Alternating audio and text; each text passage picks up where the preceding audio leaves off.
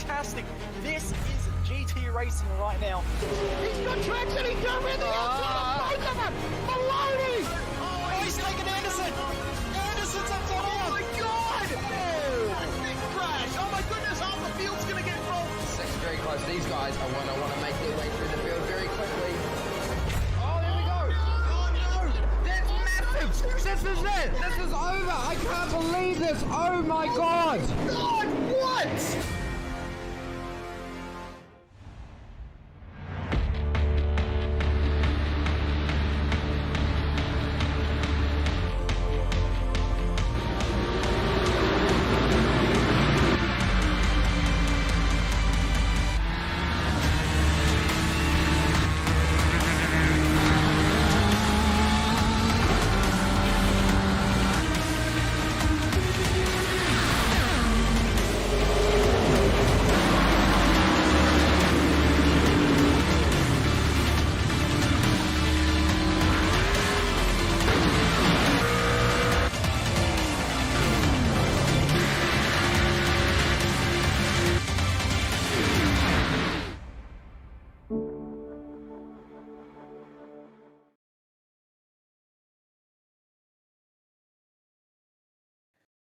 Good evening and welcome back to SimSpeed TV here on a Tuesday evening. It's time for the Simworx Roadster Rumble once again. My name is Danny Yeaman, joined by Nick Scrave in the commentary box and Scott Fontaine on production.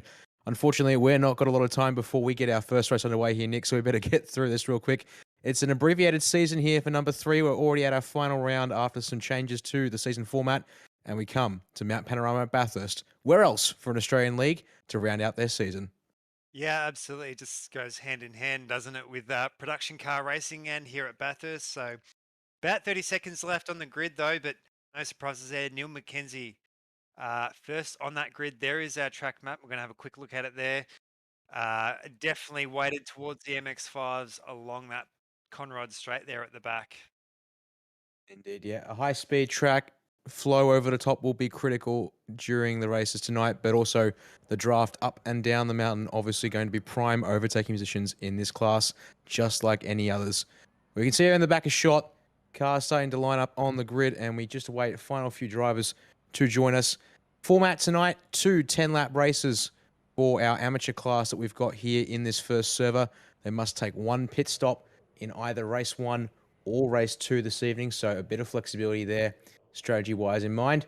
So not long now until we get the lights on screen. As you can see with the countdown clock approaching 0 seconds here, Nick. And going to be a curious one to see here. Usually in these kind of races, I see that pitting in the first race often works out best. But who knows? Might be able to make that pit stop in race 2 work. Revs are up on screen. And here comes the green flag as we get the final round of the Simworx Roadster Rumble underway here, Nick. Yeah, absolutely. We're just having a look a little bit further back here. They're all shuffling single file there, but it is actually that KP Tech car first. Sorry, Neil McKenzie starting in that second position there. On the front row, though, do have 25 minutes of racing, so I'm sure that we'll get plenty of a mix-up there, as well as a thunder up the hill here at the moment. So far, so clean, though. You usually have potentially a little bit of an accident there on Murray's Corner, but everyone behaving themselves at this stage. Good to see that. It's the field. A couple of 2 wide in the mid-pack. But you see here the race leaders. It's Jesse White-Carrick who takes the lead from the start of the race up through turns 1 and 2 and already on his way up through to the cutting at turns 3 and 4. You see here now the field starting to sort itself out. Mostly single file now. A little bit of action here in the mid-packs. You see here the 177 of Roderick Hollis being chased by the 115 of Brandon McMillan. In at the cutting, McMillan tried to get the nose up there, but not able to make it stick. That momentum loss exposes him to the 81 of Anthony Connors. We're going to get side-by-side up out of the cutting. This is going to be a bit of a gamble here for Connors. And he's not able to get the momentum, so tucks back in. Single file once again as we head over the top for the first time here. Yeah, it's actually had a bit of a concertina effect in behind, so Anthony Connors there. A few cars in behind with that move a little bit early, so this is usually the really tight spot here coming down the mountain. You can actually see the cars coming across Skyline here at the moment as they come through into the dipper, especially on cold tyres. They are quite unpredictable, these radial tyres, so potentially you're to see a big that does look like the FedEx car there of what his name is, Aidan Gregory in the 420. 20 though, but has managed to actually pirouette it and then back underway. So starting now a little bit further back there with Shane Seddon in behind him. Oh, in contact at the elbow. Gets up into the side of Andrew Robertson, number 31. Bit of a hip check, and that left front of Andrew Robertson looks a little bit deflated there. So let's see if that car's able to pull it up once he gets down to the chase. Speaking of which, here are the race leaders entering said chase. And again, Jesse White-Carrick leading the field, but that gap has indeed closed thanks to the draft. Neil McKenzie looking to stay on his tail here as we head to end of lap number 1. 10-lap race, but the timer is on screen due to the fact that we are possibly going to be time limits. It could go either way here tonight, given the lap times of these cars and the safety and the pit stop requirement, at least for some drivers. So we'll see what our leaders do. We did have a couple of cars into the pits this time by 2 takers in the form of Mark Foster in the number 5 and Andrew Dutch in the number 51. They're joined by Jamie Budd and Roderick Hollis, and here come a few more from the middle of the pack, Nick. Oh, wide there at the exit of turn 1. Goodness me, who got themselves all out of shape? I think that might have even been Greg Holmes in number 13 there, if I think that looks about right, yes. Yeah, absolutely. It's actually affected a lot of his straight line speed coming up the mountain there. You can see Sam Lehman, our wildcard entry up the inside. Sam, very competitive. We've seen him. He's so strong here in some of our later rounds at the moment. So Sam taking that 5th position there at the moment. So both of those two big improvements throughout the year. I have to say big improvement though. Jesse White-Carrick, they're currently leading. He's definitely trying to chase his first race win, let alone round win. So it'll be great to see what he can pull out of his hat. True indeed there, Nick. He's had good pace for most part of the season, I would say. Just hasn't quite had the conversion to results yet, as we watch here. Battle pack over 8th place with Matt Van Egmond there in the number 20 at the front of the train. Jamie Willits in that number 80 Faf remake paint there. And they're followed by Philip Paradiso in the second of the purple KP Tech machines. And for good measure, add Graham Ellis to the back of that one there. And if you want to stretch it a little bit more, we've got Darren Liners. So, call it a 5-car train. Oh, trouble at turn 2, though. The 505 and the number 50 have gotten together. And, oh, the 212 with Christopher Tomlin's just gotten through there. And I think gotten caught up in it as well. I was just going to compliment how things are going quite nicely here for everyone. But a little bit of drama in a few places. Meanwhile, back with that pack. Paradiso in the number 8. Very, very wide through the elbow there. That's going to absolutely kill the run. Lose, in fact, probably lost all of the draft to Willits ahead. And now going to have to keep his eyes entirely in the mirrors for Ellis and Linus as we head down Conrod here. Yeah, absolutely. You have to say, though, great work there, Philip Paradiso, up inside that top 10. Just at the end there, so I'm sure that we're going to get a bit of a shuffle when these pit strategies come into play there. Beautifully coming down the hill there, on board with Philip Paradiso here at the moment. So he's looking back at Matt Van Egmond and Jamie Willits. Those two batting that down. Everyone taking that that high grass line there. Potentially will definitely be an off track, whether or not it's a slowdown. Matt Van Egmond there choosing to go into the pits there. Philip Paradiso under a lot of pressure there at the moment there by Graham Ellis and Darren Linus. He's got pressure, that's for sure, but looks to have gotten just a little bit of a breather there. More cars down onto the pit lane this time by at least Neil McKenzie out of position number 3 on that lap there. So one of our front runners opting to take the pit stop, but in saying that, he was passed by Chad Lewis in the previous lap. The draft doing its thing quite nicely there for Chad in the number 29. So looking at the pit stop times, it's around 12 seconds as the drivers need to take at least 2 tyres in their stop to complete the compulsory requirements. We'll just see here, these drivers should get that compulsory requirements cleared fairly straightforward, no fuss. And indeed, 13 seconds in the lane for Neil McKenzie and 12 seconds almost on the dot there for Van Egmond as McKenzie to get out as the leader of those who have pitted in this race. 19th spot is a pretty good place to be at the moment. So I think we're going to see, I would suspect here, getting that pit stop done early will be favourable as McKenzie goes past the slow car of Jeremy Picken, which is interesting because that was 4th position on track, but that front end is looking a bit unhappy there. I wonder if Picken has picked up some damage on the way there. I would wager whether that's happened this lap or previous lap. I'm not quite too sure, Nick. I'm going to go have a look. Yeah, potentially before that, before the start-finish straight there, all the way at the very that last bit there. Oh dear, no. We might want to go to the exit of turn 1 on lap 3 for the 05 if we can. Perhaps for a replay just to show what happened there. Yeah, that's unfortunate there for the 05 car. just starting lap 3 and got itself all crossed up all by himself there. Jeremy Picken, not what he'd want to see there. So hopefully get a replay to you, folks, because it'll explain exactly why the front end of that one there is all kinds of unhappy. And big thanks to our partners at Virtual Racing School for providing the replay here. And I believe we're just looking here a little bit earlier on in the race. So this will be, I believe, middle of lap 2. So apologies while we just get the start of lap 3 queued up for you folks. And unfortunately on the exit of Hell Corner, all came undone.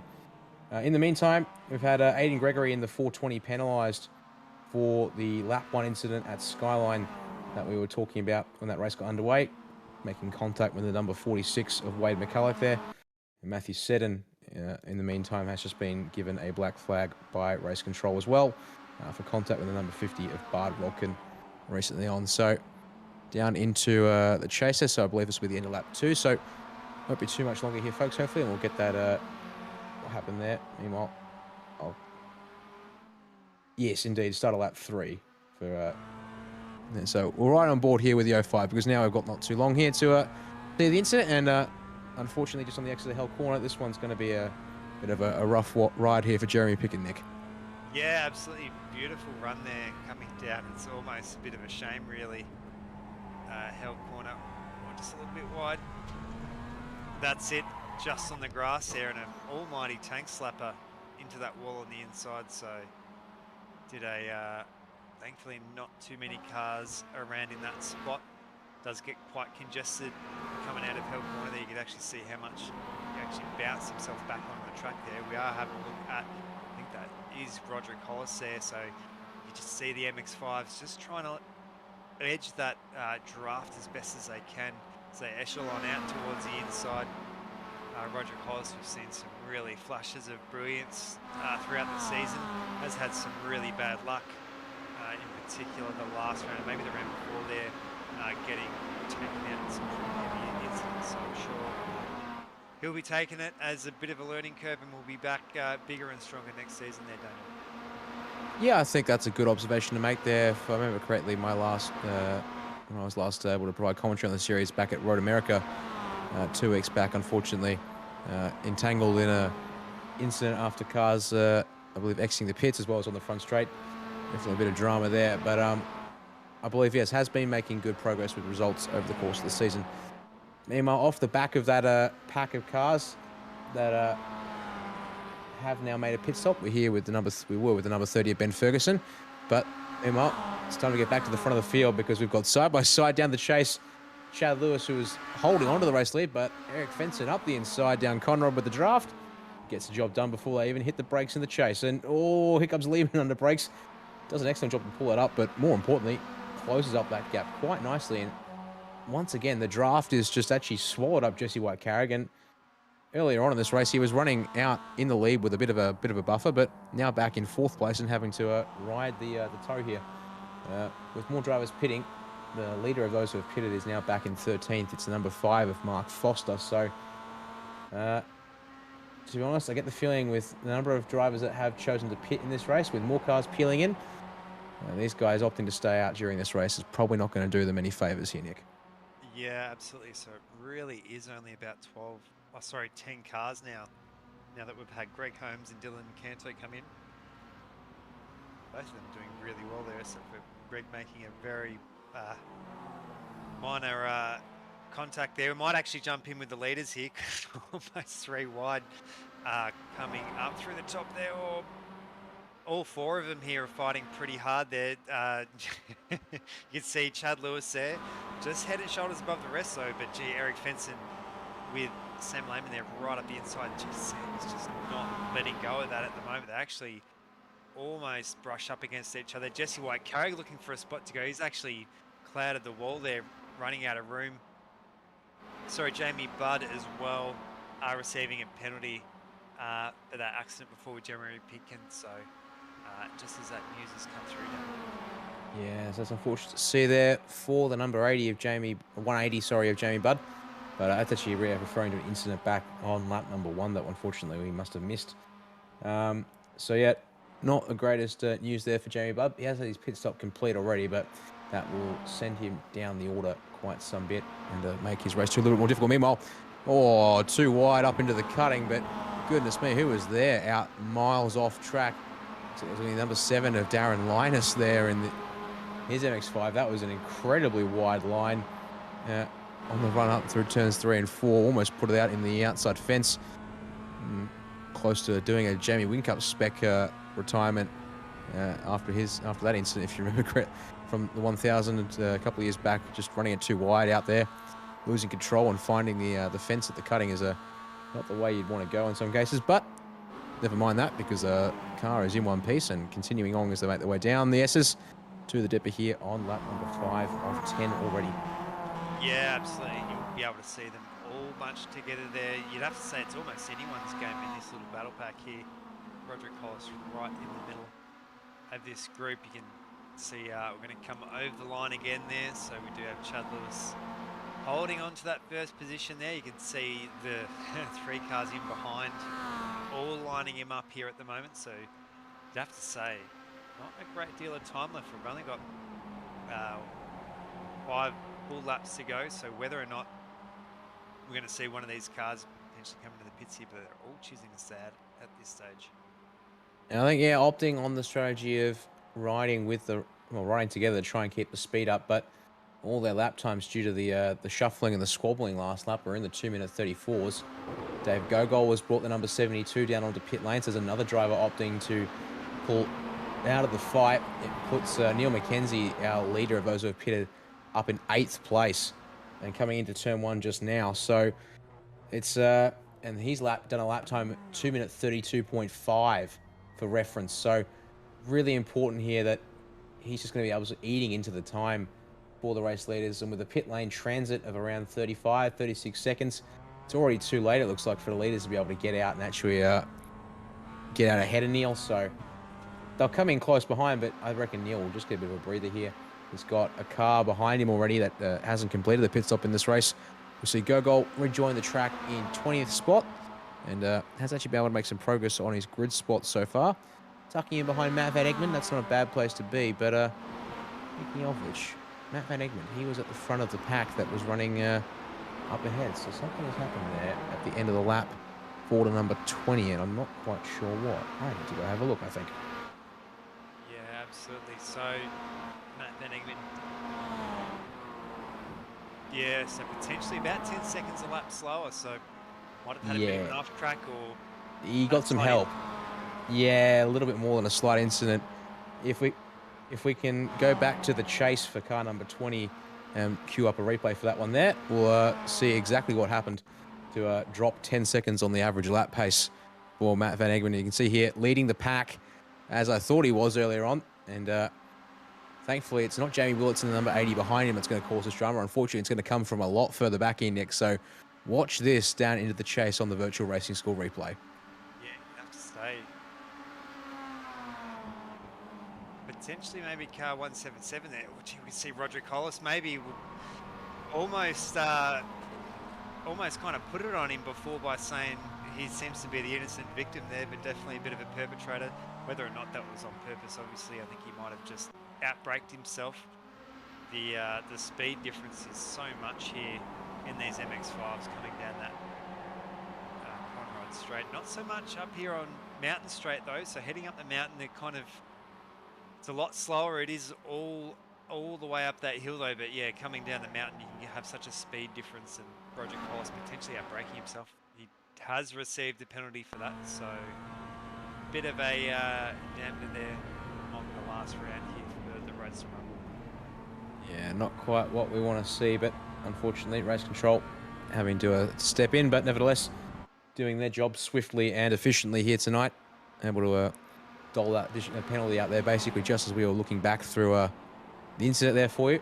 But meanwhile, looking through the leaders, yep, none of them opting to take the pit stop yet, so I would suspect at this stage we'll see these guys commit to staying out. I really don't think it's the right strategy, given that Neil McKenzie leads the drivers who have pitted, as we see here on screen. He has got Dylan Canto for company, and now starting to lap around the same pace as the drivers ahead, due to the fact that, well, he doesn't have anyone to draft off of ahead, Nick. So punching the hole in the air for everyone else as we look here at the 25, as Shane said, in one of the cars up front yet to pit.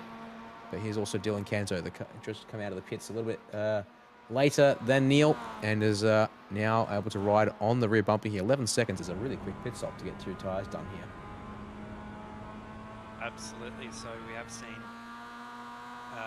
most of our stops all the way. So it really comes down to, I think Brandon McMillan now is our last car. Choosing not to pit here. Dylan Canto looking forward at Neil McKenzie here. You can see beautiful.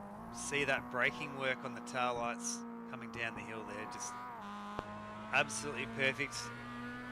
Such a roller coaster ride coming here, and just see how close they get to the walls there. Oh, it might have actually touched the wall there. We've actually, sorry, just off the camera there. Oh. I think Eric Fenson and Sam Lehman just came in, had a pretty heavy contact there coming through the chase. So really fighting so strong there for that second place there at the moment. So Sam Lehman holding off. I'm sure these 4 are just having an absolute blast.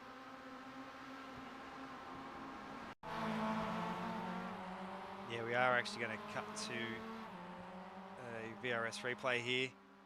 You see they're coming down. It really is anyone's game here with this draft. So you can see that gap from Chad Lewis to Sam Lehman. But just as they come over that crest there, how quickly they all band together there. You can see Sam Lehman right on that rear bumper almost now as they come over.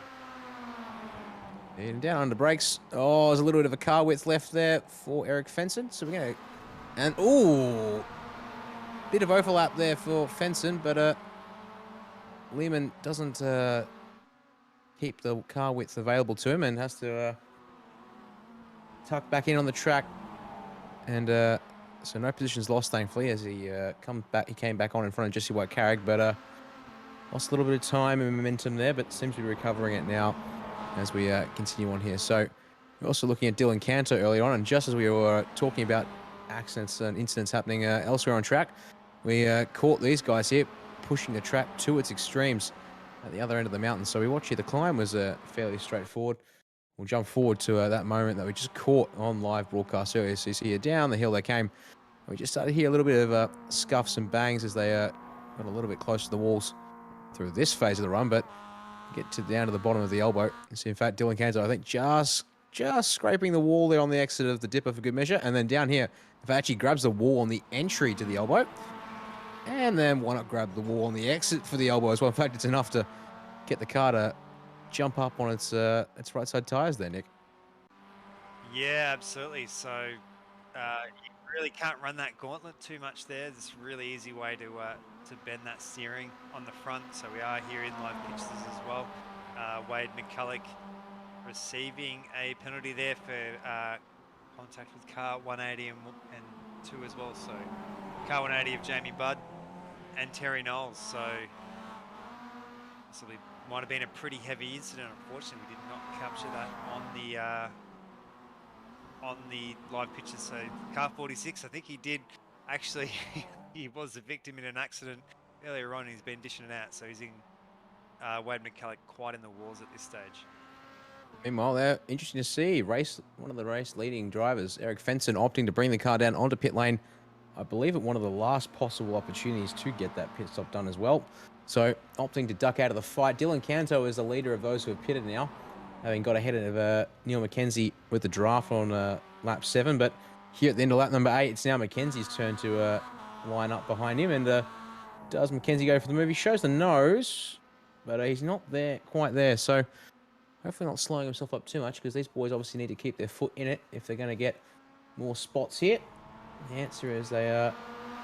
Well, actually, colour me surprised. They've come out of the pits, and Eric Fenson has beat them both he's beat them both coming out of the lane there. So I honestly thought it was getting a bit late for any of the top 4 to actually make a pit stop and still benefit from it. But the chasing pack has fractured, with only 2 cars in the form of Canto and McKenzie sort of pushing each other along at this phase of the race. And starting to trade back and forth, as we see here. McKenzie being told to go around the outside here on lap 9, and oh, he's unable to get it tucked in to the tight on the inside there. So going to have to sit behind Dylan Canto for one more lap here, Nick. But it might not be the worst thing because we do have 1.5 laps to go here for the race leaders. Yeah, absolutely. So, actually, I'm as surprised as you are. Eric Fenson choosing to go that extra little bit longer there for that pit strategy. So, not forgetting though, he's really only got about half a lap in those tyres. So, there'll be kind of almost that little honeymoon period there for Dylan Canto and Neil McKenzie having that heat in that tyre. So, hopefully, might be able to run him down. But seeing those two battle already. You can see that he's going to slow them up there. Oh, right into the wall. Very, very fast part of the track there. So that was not Greg Holmes. That was Shane Seddon there. So Greg Holmes there up the inside. He's on a bit of a redemption drive there. We're actually going to cut to a VRS replay. You can see if you just have that line just a little bit crossed up there. That right side already a little bit worse for wear too as well, Nick, with the mirror already dangling loose, I might add. And unfortunately for Shane, he's yet to make a pit stop, and he's now down in 12th place. This is going to make things a little bit different there. Meanwhile, back to live pictures. White flag has been taken, and another car down onto the pits from the race leading pack. Yeah, so Sam Lehman, very, very late run there into the pits. See what happens on with him. I'm actually just catching off Shane Seddon there, actually coming in through the chase. So we've got about a group of about almost 6 cars or so. Oh, Anthony Connors there in behind as well. You definitely know it's the final lap. They're all out here at the moment. I think they've actually got, this pack is a fair bit of the way back. So they've actually got to come around for their white flag and then come back around. Then I think they're about half a lap or so down from our leaders there of Chad Lewis and Jesse White-Carrick. Indeed, the leaders have just exited the cutting at turn 4. Meanwhile, these guys taking the white flag on the start-finish line. Pack starts with Greg Holmes in 10th, and it drops all the way to Shane Seddon in 15th. We've got 2 drivers in this group, the number 35 of Jamie Walker and the number 25 of Shane Seddon yet to pit. So unfortunately, they will fall down the order later on in race number 2. Meanwhile, the fight for it's 7th now for these guys. They've been left behind by Eric Fenson, who continues to stretch out the gap to these two as they keep squabbling. Neil McKenzie led Dylan Canto up Mountain Straight. He holds on to the spot for the time being. Meanwhile, race lead still with Chad Lewis, has not been pressured all that much by Jesse White-Carrick. He's got about a second to between these two cars as they come down the mountain for the final time. And who gets a better run off the corner? The answer is, I think that was Chad Lewis winning that drive there pretty convincingly. So I think that there is fairly uncontested, barring anything dramatic happening at the chase. But we'll keep an eye on it for just a second as they come down the hill one last time here. Yeah, absolutely. You'd have to say Jesse just that little bit too far back there at the moment. The timing screen says about 0.5 of a second, but it does look a little bit longer there at the moment. He would just have a look here. Just Sam Lehman, so he's in behind. That is Brandon McMillan out in front. So Brandon had an absolute great race there. He is choosing to not pit through here, so he'll be pitting on our next race as well. Indeed. Had a great run, Chad Lewis. Does a good job there. The number 29, Chad Lewis, opting not to pit in race 1, but secures himself the race win there. Just over half a second clear of the 777 from Jesse White-Carrick, and Graham Ellis will round out the podium. Meanwhile, in behind the 55 of Ellis, as you can see, he brings one of the downshift sim racing cars across the line. Sam Lehman is now the first driver to have taken a pit stop, and he's going to bring it home in 4th place. Prime position now for the 93 to stake a claim on the win in race number 2 coming up in just a moment's time here. So very interesting to see that strategy there has worked out to, well, just about as good as it can be. More cars fighting for position across the line. In fact, it's a 242 of McKenzie with the number 10 of Canto. The answer is McKenzie wins it by 0.02 of a second across the line there on that final lap there, Nick. And Mark Foster and Andrew Dutch in just behind. Rounding out the top 10 as the rest of these drivers come across the line here. With a couple of battle packs. Do we have any more action? Oh, we've got a little bit of action there in the final corner. And that's Darren Linus running wide. The number 7, unfortunately, going to lose a spot to David Gogol. I think that just about rounds out this field with a couple of drivers. Oh, a little bit of drama back at the chase between the 180 of Jamie Butt and the number 2, Terry Knowles. Hopefully nothing too dramatic there, but Terry was off in the grass.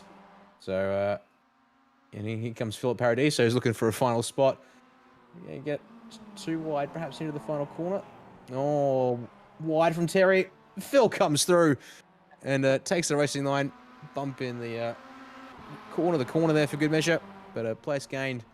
A little bit of redemption there for Phil Paradiso after a lengthy pit stop earlier on in this race for him. That's not what he would have wanted compared strategy-wise what everyone else did there, Nick. Absolutely. So that pretty much takes out our entire field there. I think maybe the last car there, Bard Rodkin, but I think he's over the line as well. So that is our results here. Chad Lewis there leading the Jesse White car. Graham Ellis, Sam Lehman there in 4th position. So the first car of our pitting. So we'll see Chad Lewis, Jesse and Graham there all having to take the pits here in this second race. Brendan McMillan, Eric Fenson, Neil McKenzie there, Dylan Canto, Mark Foster and Andrew Dutch in position.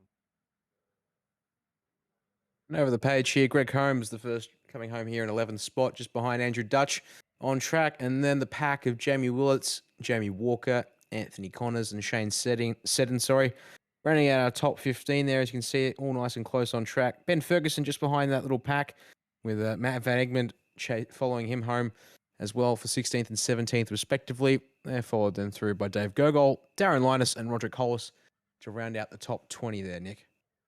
Yeah, 21st position there, Christopher Tomlin. Great work there by Chris. Aidan Gregory, we did see there with a penalty earlier on. Matt Terezio, Jamie Budd, Philip Paradiso, Terry Knowles, Wade McCulloch, Jeremy Pink and Bard Rodkin. Matthew Seddon a lap down there, 30th position. Andrew Roberts, John, and Damien Seeger. So, sorry, Dan, I just cut you off. Don't think Damien Seeger actually managed to make a lap there, so maybe he'll be able to push a little bit harder there for our race too. Indeed, yep, not taking the race start at all there for the 747, although seeing a time in practice, but no qualifying, so possibly some issues for Damien, or just arriving just at the end of qualifying there for him. Well, just in the warm-up phase now before race number 2, as always the series. Before we take a quick break here, just want to quickly shout out all the sponsors that make the Simworx Roadster Rumble possible. Of course, Simworx, the title partner of the series, along with KP Tech, Automotive Towing, Aussie Carts, Palmer Skincare, Rinaldi, Race Lab, Phoenix Smokers, Motorsport Hauler, and we've now got Roof Space Renovators. There are a lot of brands coming on board to make this series possible and continue to support the work of Greg Holmes and the rest of the team here. We'll be back in a moment or two with a quick break here from the SimSpeed partners and iRacing. Don't go away, and we're back with that second race in just a moment's time. Are you new to sim racing, or maybe a veteran struggling to reach the next level? Have you ever wondered how the aliens reach impressive lap times that seem impossible to achieve? If so, you're not alone. Most drivers reach a certain level and get stuck. But getting faster on track is easier than you think. VRS coaches are some of the best sim racers in the world and offer one-on-one driver skills training at affordable rates to help new drivers learn the basics and help experienced drivers break through to the next level. Are you ready to get faster and get off the iRating roller coaster? If so, VRS one-on-one personal training is for you. If you've invested in your equipment, it might be time to invest in yourself. Just go to virtualracingschool.com and sign up for a 30, 60 or 90-minute session with one of our world-class coaches, and you'll learn exactly what to do for faster lap times and more podiums. Hey everyone, the USF 2000 is a blast to drive now, and here's your chance to learn it quickly. From my tutorial, VRS created a free bonus track guide for the Laguna Seca circuit, where you can learn exactly what I do in every corner to improve your lap times and get faster on track. You'll learn how to easily recognize brake markers, you'll find out which curves to attack and which ones to avoid, you'll know when to use the full track and when a sequence of corners requires a compromise, and you'll learn how hard to brake and when to lift. The VRS Quick Reference track maps are available free to download and delivered each week to your inbox. The entire Global MX-5 series is available, as well as bonus maps like this one and many more. So if you're a new racer, or a veteran, or just anyone who wants to learn how to get faster sooner, the VRS track guides are for you. Just hit the link or button on screen and get yours today.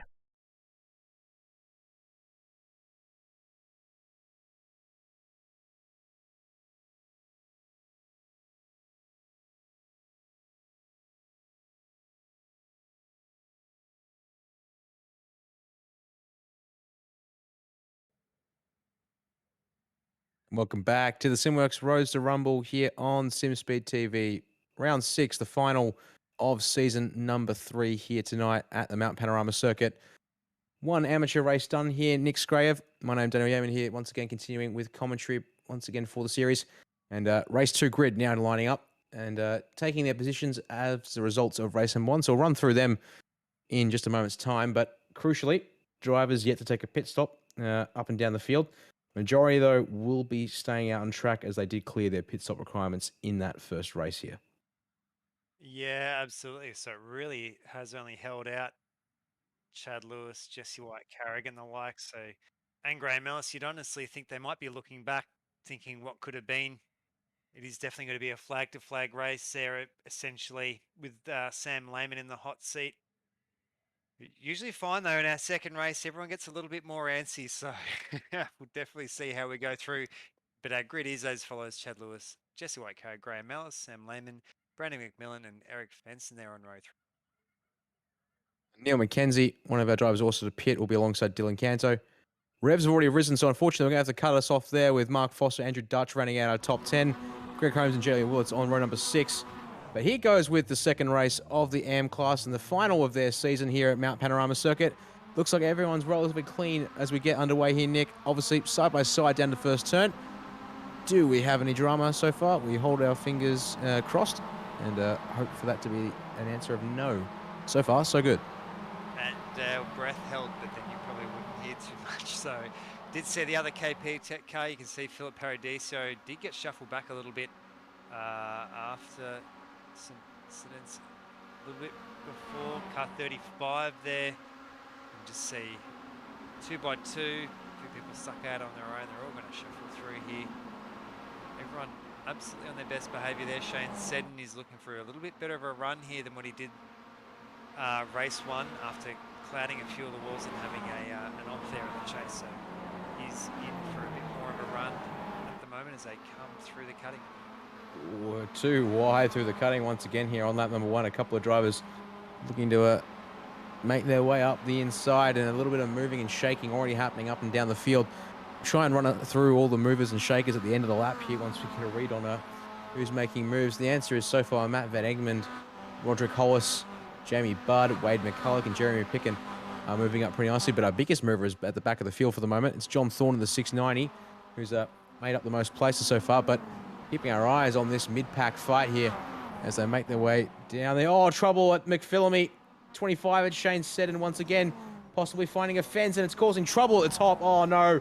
It's almost, near track blocker. We've got 5 cars involved right at Skyline there, and one of them included the 690 of John Thorne, who I was just complimenting on making an excellent start with 4 positions gained, and cars towing to the pits immediately as a result of the damage. Time to have a look at that one there, Nick, on the virtual racing school replay as we... And definitely probably a better idea there. That is Aiden Gregory. Might have to rewind a little bit back, a little bit back further there. Aiden starting very far back, so I think he might have had a bit of an accident there. We are going to cut back here to live pictures. So we did see, I think that was Wade McCulloch. Quite a few others there, fortunately losing out. So we usually see here in the second race, maybe the nerves are just a little bit more. People trying to maybe get back some of the cars that they might have battled with in race 1. So unfortunately, it does seem to happen here on lap 1, especially in these production cars. Indeed. In fact, one of our biggest losers out on lap number 1, I think it's entirely of his own making for good measure. The number 115 of Brandon McMillan started 5th in this race, and he completely lost it by himself and found the fence nose first on the exit of the dipper. We'll stay with live pictures, but that one was absolutely shocker. Thankfully, parked it up and waited for the field to flow through. But Wade McCulloch, the biggest loser of the wreck at Skyline, towed straight back to the pits there. And I believe might have called his day done, as he either is still waiting on the tow or just going to hang it up there for tonight. Meanwhile, that fight over the leading group of drivers who's taking their pit stop is continuing on. Nevertheless, Sam Lehman is the one who leads it, but just behind him, it's all going off here. We've got Dylan Canto in number 10 trying to fend off a couple of guys, and now it's Mark Foster and Andrew Dutch side by side as they make their way out of the cutting here. Dutch on the inside there in the number 51 as we make our way up past this, past Reed Park, and just getting a nose ahead of Foster, who kept his foot in it, trying to stay in it. Meanwhile, right behind, Jamie Willard's almost giving Greg Holmes the rear end, and here comes Roderick Hollis on the entry to McPhillamy. I don't think that's the best place to try and do it. Slotting back in, it's good to see a little bit of self-control here on lap 2, because the primary opportunity is coming up. Just take the tow down Conrod Straight. We do have a bit of a conga line of cars, which will all tow off each other. A little bit of tyre smoke for something or other, but not seeing any issues for drivers out on track at the moment. Meanwhile, Sam Lehman is definitely in the best place position here, running with the two drivers out front who need to take a pit stop in this race, and has a gap to a couple of seconds to the cars behind him. 3.5 seconds to 4th place behind him, so he's in prime position. But meanwhile, Nick, number 10, number 51, their fight is going once again side by side into the chase.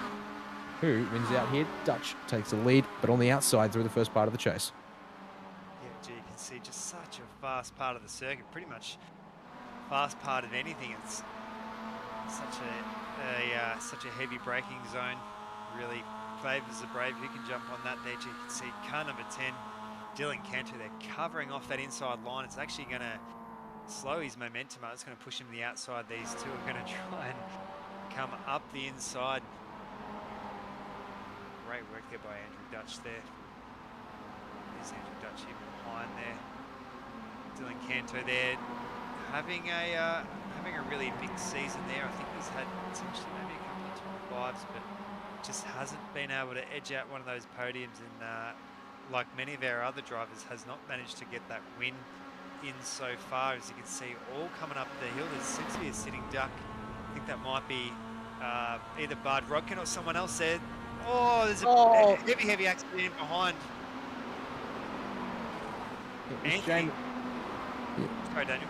Yeah, it was Jamie Walker in the number 35 who was our slow traffic, and it's tripped up at least 2 of our cars. Anthony Connors, the biggest victim there of it all, in the number 81.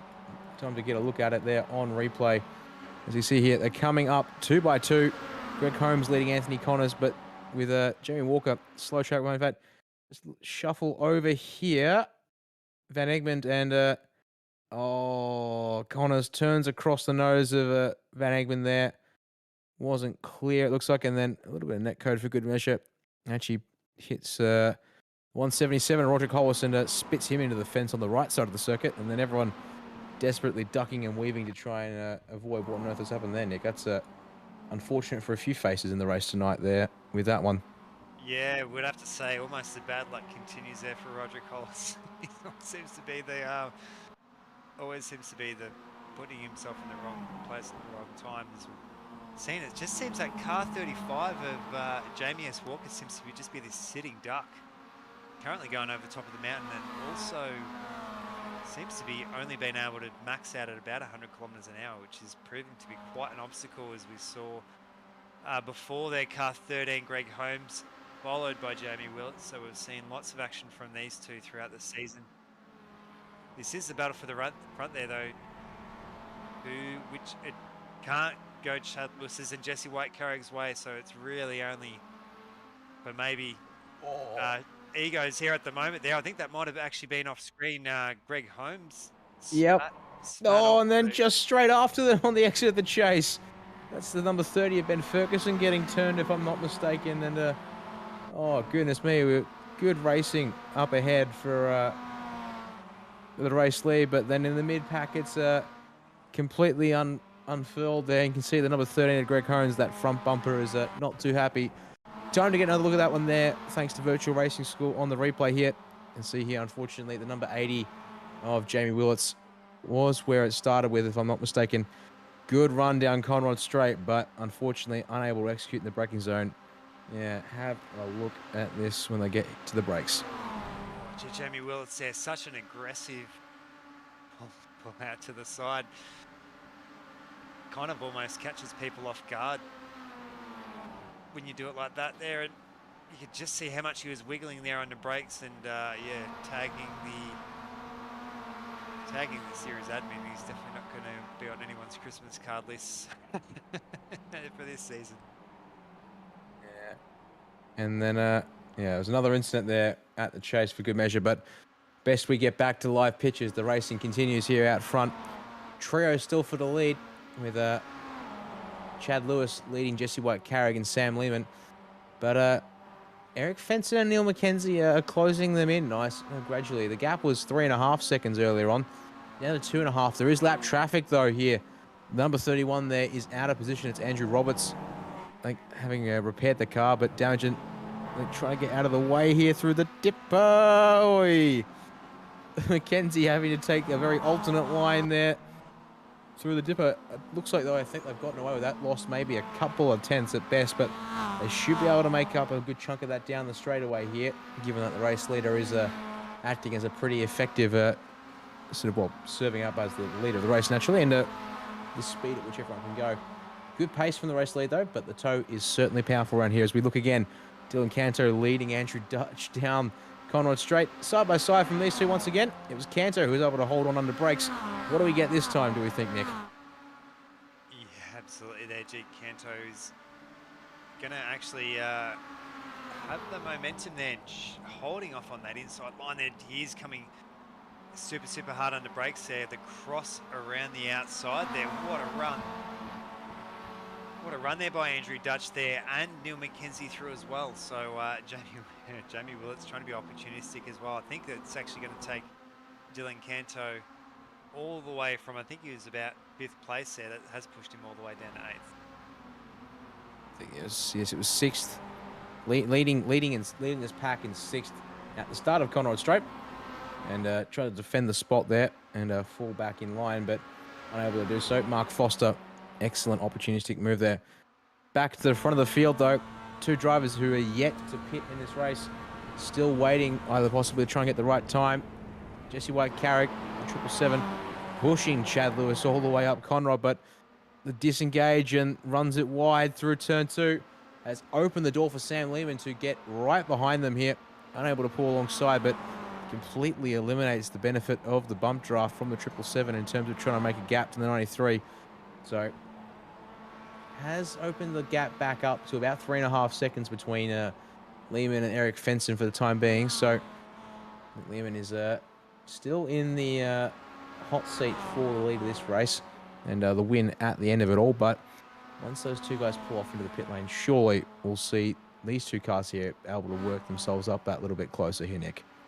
And would have to say results like that as well. It's actually quite surprising to see Neil McKenzie had an almost perfect streak this season. He had almost been untouchable to the point of where a lot of discussions behind promoting him up into the Pro-Am class, but choosing to let him race here for the very last time here in AM. So he's definitely will be in Pro-Am.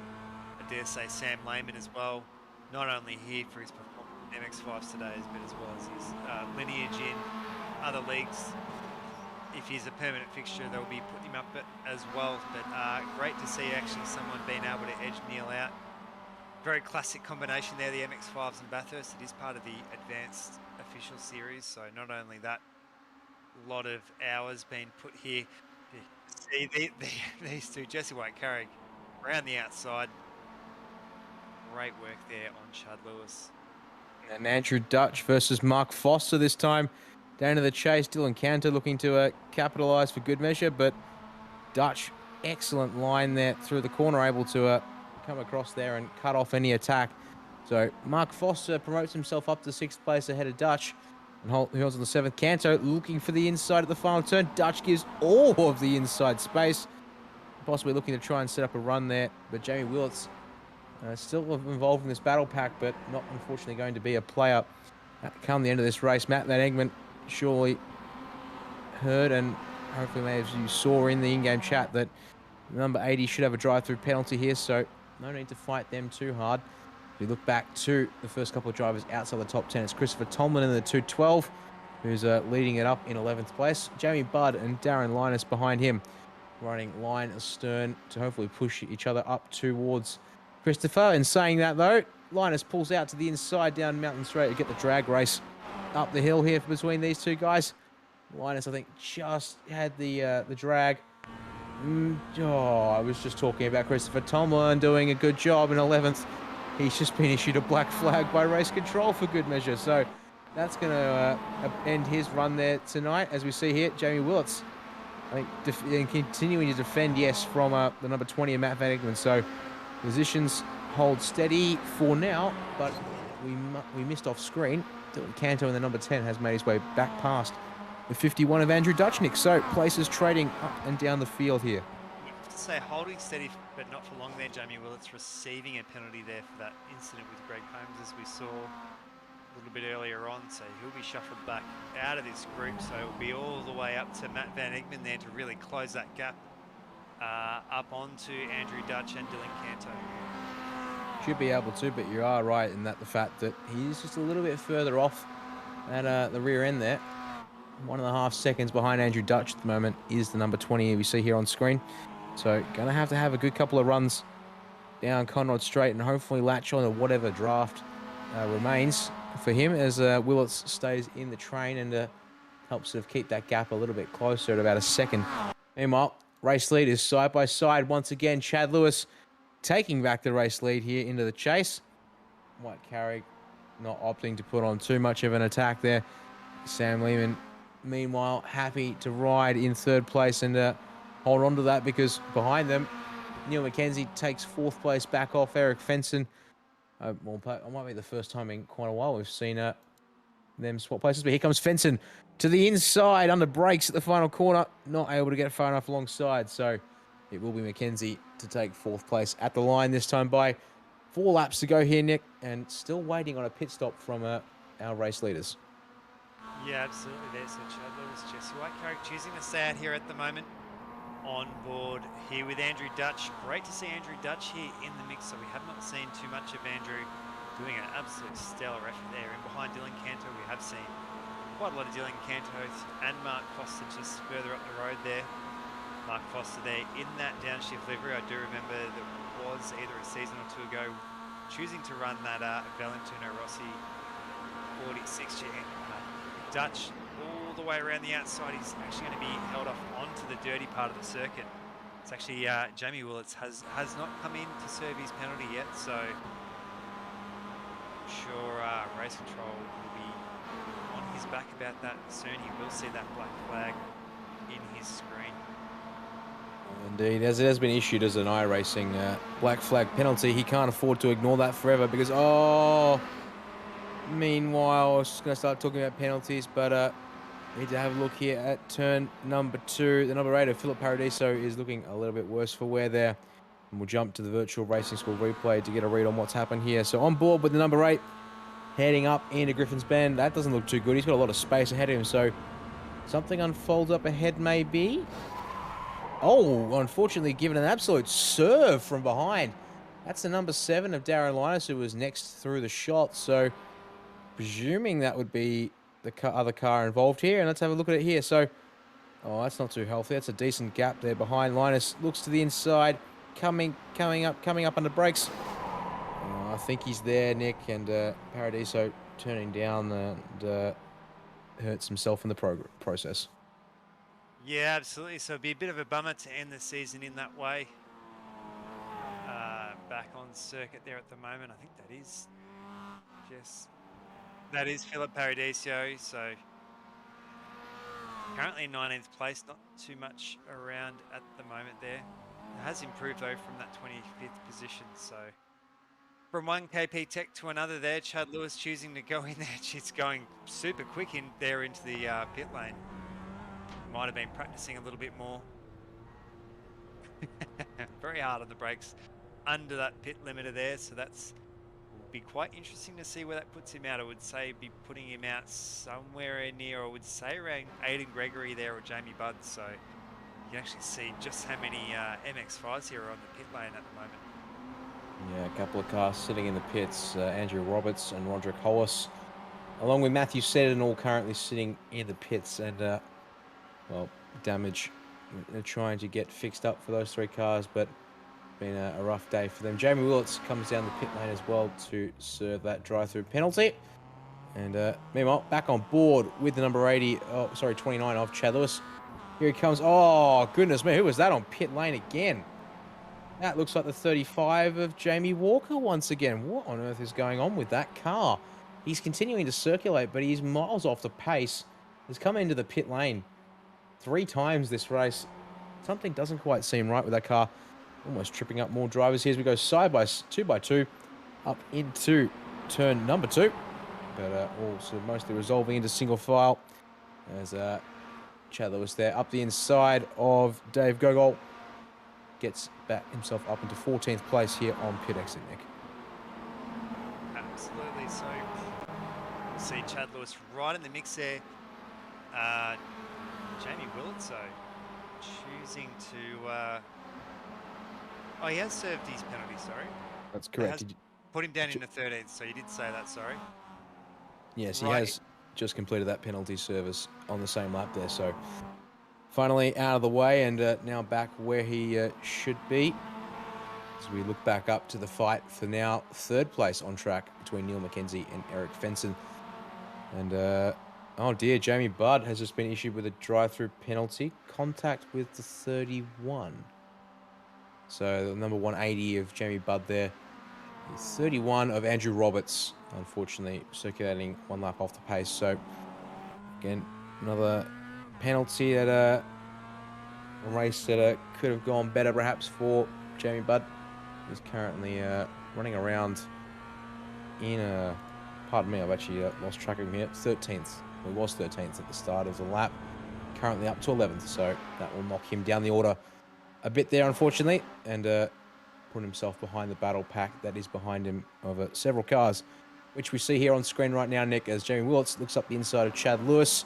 Oh, 3 wide in the chase. Please don't make it so. But Chad Lewis, last of the late breakers, he's actually going to be able to outbrake the number 80 there of Willits and also get himself up ahead of the 125 of Matt Tesorio. So excellent move there, but it's compressed that group up once again as this Darren Lyson, number 7. Looking late under brakes to the inside. Not able to make it up the inside of Dave Gogol initially, but given the space there, Nick, and I think he's got that move done by the time we make it to Hell Corner. 2 laps to go here, and we are still busy up and down the field here, 2 by 2. Fighting this 5th through 8th battle pack continues to carry on here. Yeah, Andrew Dutch again up the inside. What an overtake there. Sorry, I was laughing there. Matt Terezio, can you please message us and explain maybe what the pronunciation is? I was laughing only because I've always felt like I was the one that ended up having to say his name. I feel like I can own it. My last name is also impronounceable as well, so, so maybe if you shoot us a text or something, that'd be great. For next season, as part of a clean slate, all these drivers are going to have a clean slate next season. Pretty much the second to our last lap for the entire season, so a bit of redemption there. Ben Ferguson, a little bit further down than where we normally see him at the moment there. Dave Gogol right in the brakes coming up the hill at the moment, so he's a little bit held up. Actually going to open the door. Open the door indeed! Well, that is a big thing, accident. 2 cars involved. 72 of Gogol and number 30 of Ben Ferguson. Looks like it shouldn't involve anyone else here unless we have some dramatic U-turns and rejoins here. But we'll jump to the virtual racing school replay to see how that one unfolded. Starting back here on approach to the cutting as we have a look at it once again, Nick. Yeah, I think that might have been the actual car in front there, Darren Linus, actually checked up. So you actually see there Dave Gogol all the way on the back. You see him hit the brakes, and it's actually Ben Ferguson. Thought there was a gap that might have been there. 2 cars into one. Oh, incredibly lucky there. I think that might have been Bart Rockin behind, just slipping through. So Very unfortunate for those two. Also aiming the wrong way on probably the tightest part of the circuit almost. So very tricky there. Dylan Cantu though, these two swapping almost every corner there. Oh, Andrew Dutch there. But potentially maybe a bit of a dress rehearsal for the next lap coming through. All over the circuit there. Big defensive move. You'd think so, yes. The white flag up in the air for the final time for the AM class of the Simworx Roadster Rumble. Jesse White-Carrick has indeed come down onto pit lane, and we'll serve that stop in just a moment's time. We'll see where he comes out in respect to Chad Lewis, but it's now Sam Lehman's race to lose. We'll get back to him later on because we need to stay with these battle packs here. You can see now still a two-way fight for second, but a four-way fight for fourth.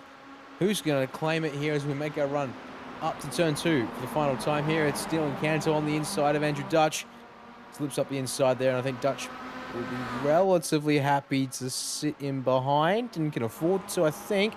But Mark Foster and Matt Van Egmond right there, and they're looking to go side by side as well. So I think Dutch giving a breather there, and now can set up a run to try and take the place come the end of Conrod Straight here, Nick. But obviously we'll be trying to keep an eye on his mirrors at the same time as looking forward to try and get the spot here at the end of the race.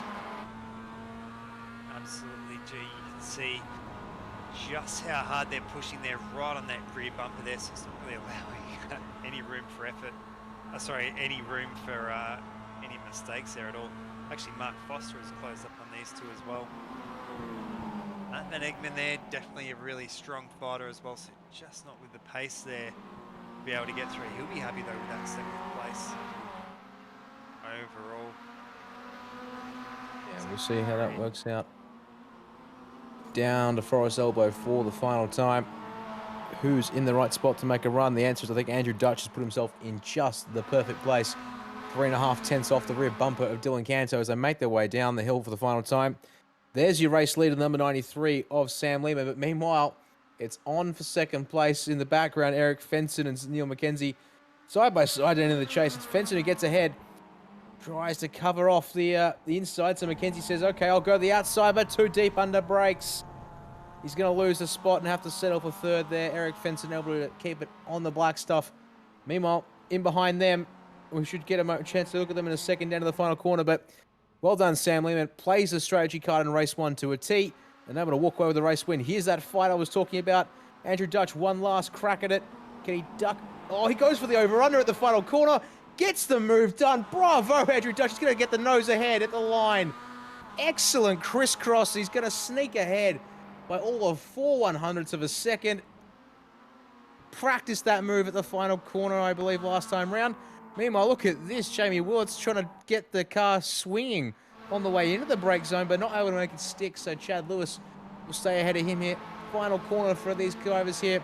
See the 125 of it. Tesariro, perhaps?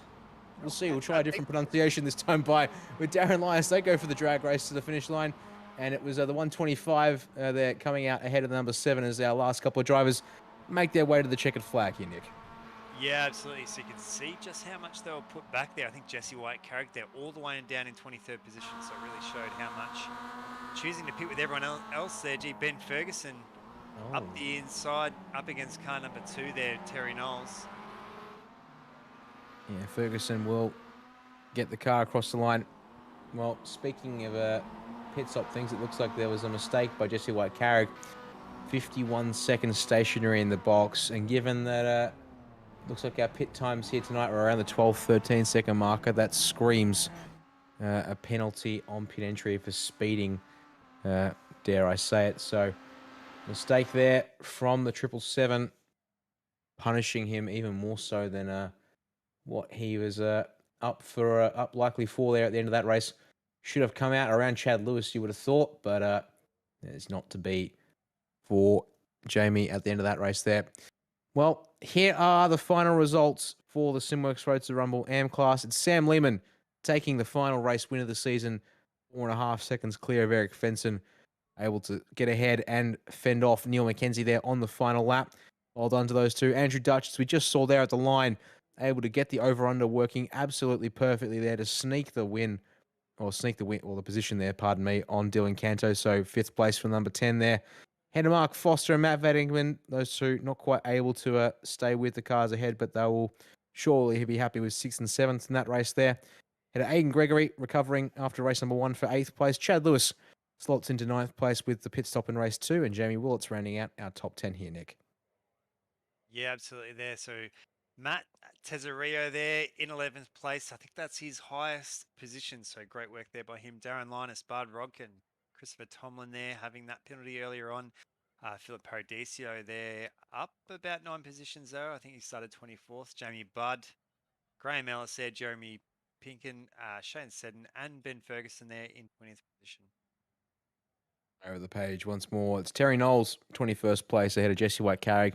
22nd, but I believe not where he was expecting to be after his pit stop. Greg Holmes, 23rd place, unfortunately caught up in a little bit of drama there in that one.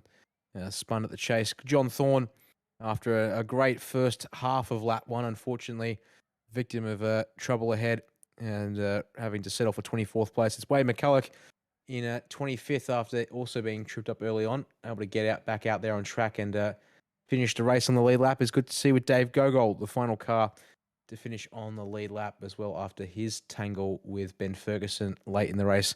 Brandon McMillan and Anthony Connors finishing, unfortunately, 1 lap behind the race leaders with Andrew Roberts and Jamie Walker, the final, 29th and 30th, 2 laps off the lead with Matthew Seddon and Roderick Hollis, unfortunately, 6 laps off the lead at the end of it all there to round out our 32 drivers who competed in the race tonight. Well, that's going to do the AM Class Championship for season number 3 there, Nick. We'll take a quick break here with SimSpeed and be back with you in just a moment's time because it's time for us to get ready for the Pro and Pro-Am splits. Same format, but 11 lap races coming up in just a moment here on SimSpeed.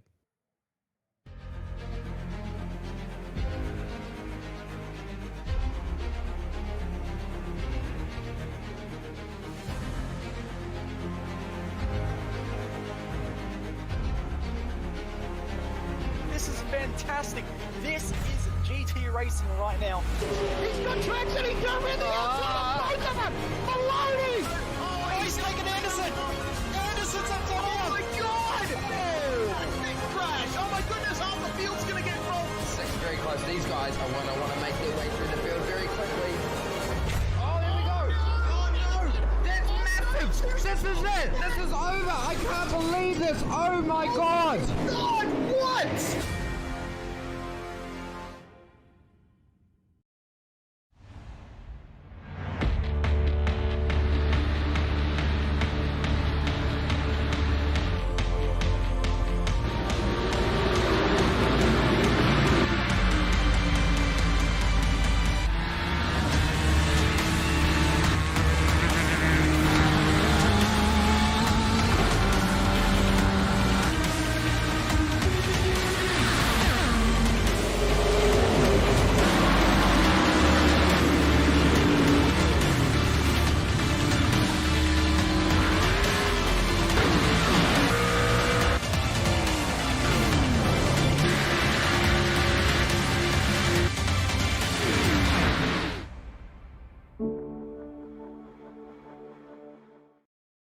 Are you new to sim racing, or maybe a veteran struggling to reach the next level? Have you ever wondered how the aliens reach impressive lap times that seem impossible to achieve? If so, you're not alone. Most drivers reach a certain level and get stuck. But getting faster on track is easier than you think. VRS coaches are some of the best sim racers in the world and offer one-on-one driver skills training at affordable rates to help new drivers learn the basics and help experienced drivers break through to the next level. Are you ready to get faster and get off the iRacing roller coaster? If so, VRS one-on-one personal training is for you. If you've invested in your equipment, it might be time to invest in yourself. Just go to virtualracingschool.com and sign up for a 30, 60 or 90-minute session with one of our world-class coaches, and you'll learn exactly what to do for faster lap times and more podiums.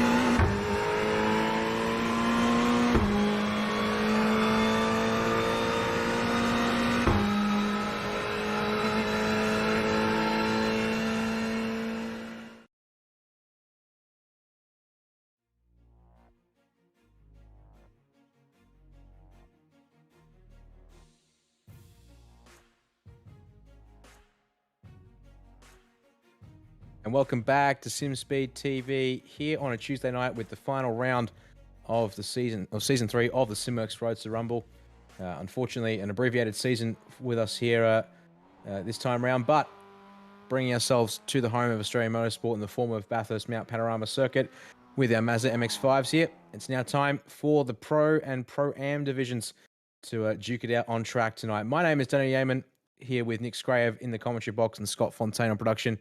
We've just seen a pretty busy AM class race for quite a few drivers there, Nick, and should hopefully see more of the good stuff that we saw during that one there. And nevertheless, though, a couple of accidents up and down the field during both of the races in that first split and division.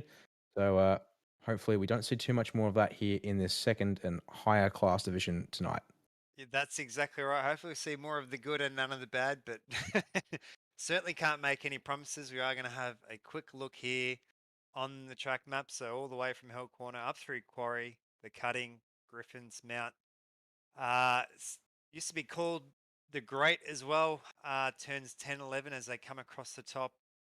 And then all the way down into the Dipper and Forest Elbow there, turn number 19. Down Conrod Straight there, famous for throwing a few Conrods. We haven't actually seen any engine explosions happen here with the MX-5s. We usually do see maybe one or two coming through that chase there and into Murray's Corner, which makes up Bathurst. Such a great circuit. Oh, it's always action aplenty, no matter what, especially in the MX-5s. Indeed, it does. They might be a little bit slow on a straight line. They don't have all the grip in the world with radial street tires underneath them for good measure, but they do allow for good close racing when you've got a good pair of hands behind them and you can trust the guy you're racing alongside to help you out there and do his part as well. And we've seen some good stuff from these guys all season long. We hope to see one final time here, some more good racing from them all. We're currently in the midst of the qualifying session for our pro class. As you can see, they're now on screen. Just over 6 minutes remaining. Most of the drivers are currently on their first out of 2 available flying laps. Solo qualifying so that we can see what these guys can do without the advantage of a slipstream. And we first have a look here at the number 59 of, I believe that's Sonny Canchin. Indeed it is. One of our fast drivers who's been racing just about all season long. One of his most notable wins was the endurance win at Road America 2 weeks back with teammate Wayne Losh. So he'll be looking to put in a couple more good results here to round out the season and trying to finish strong here, Nick, as he makes his way off the elbow. That look a good run there. And down the hill, we should hopefully see him continue on. And we'll see how our laps go. He's one of the first cars we'll be posting a time in just a couple of seconds. Yeah, absolutely. So we are going to bring our pictures up back there. So Sonny Canchin I think, right in that last round, just could not seem to get that pace happening. But I'm sure we've seen him in previous seasons being so competitive. Here we are having a look at him. He's going to come through here now. So 5 minutes still remaining on the clock. So we'll see probably a couple of more laps there. Quite easy here at Bathurst to get on the track as well. Actually, if you scuff a wall or the like here, Sonny Canchin coming over the line. That is going to put him currently in second place there. He's car 59 there, behind car 58 of Jack Boyd. Jack Boyd about 0.4 of a second clear of Sonny Canchin here at the moment. Owen Coleman and Caleb Patterson there in behind. As an absolutely cracking lap time from Jack Boyd. It'll be a 2:31.0. Set 3 purple sectors on that first flying lap. As we have a look here at the number 68 of Wayne Losh. Currently back in 12th pace, a little bit further off here at the moment. But looking at the times, it's all fairly close together at the moment. So these guys here will all be able to bunch up, I would still wager. As we have a look over at another one of our drivers who's been up the front for most of the season. It's number 70, Baron Oliver for Simworx Extreme Racing. Currently 5th place after his first flying lap. 2:31.7 is a decent way off the race lead, but barely hundredths in it to the cars directly ahead of him there. 0.45 the gap from Oliver in 5th place to Caleb Patterson ahead of him in 4th. So some close times here. And Caleb Patterson has taken the car back to the pit lane, so we will not see another lap from him in this session. So good opportunity for Oliver. He's set 2 green personal best sectors here as he makes his run over the top. He's on track to have a chance at eclipsing Caleb Patterson, but we'll wait and see as he makes his way down the mountain here, Nick.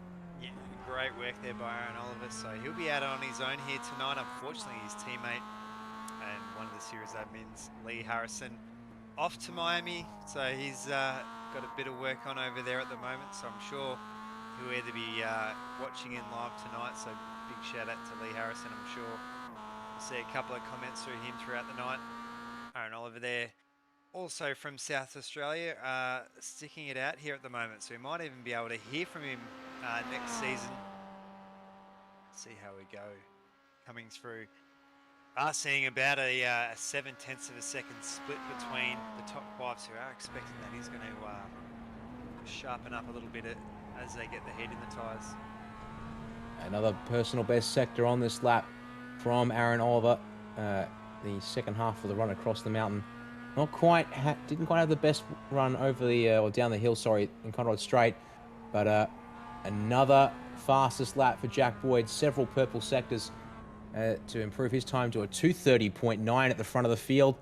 Time's coming in now on the second lap.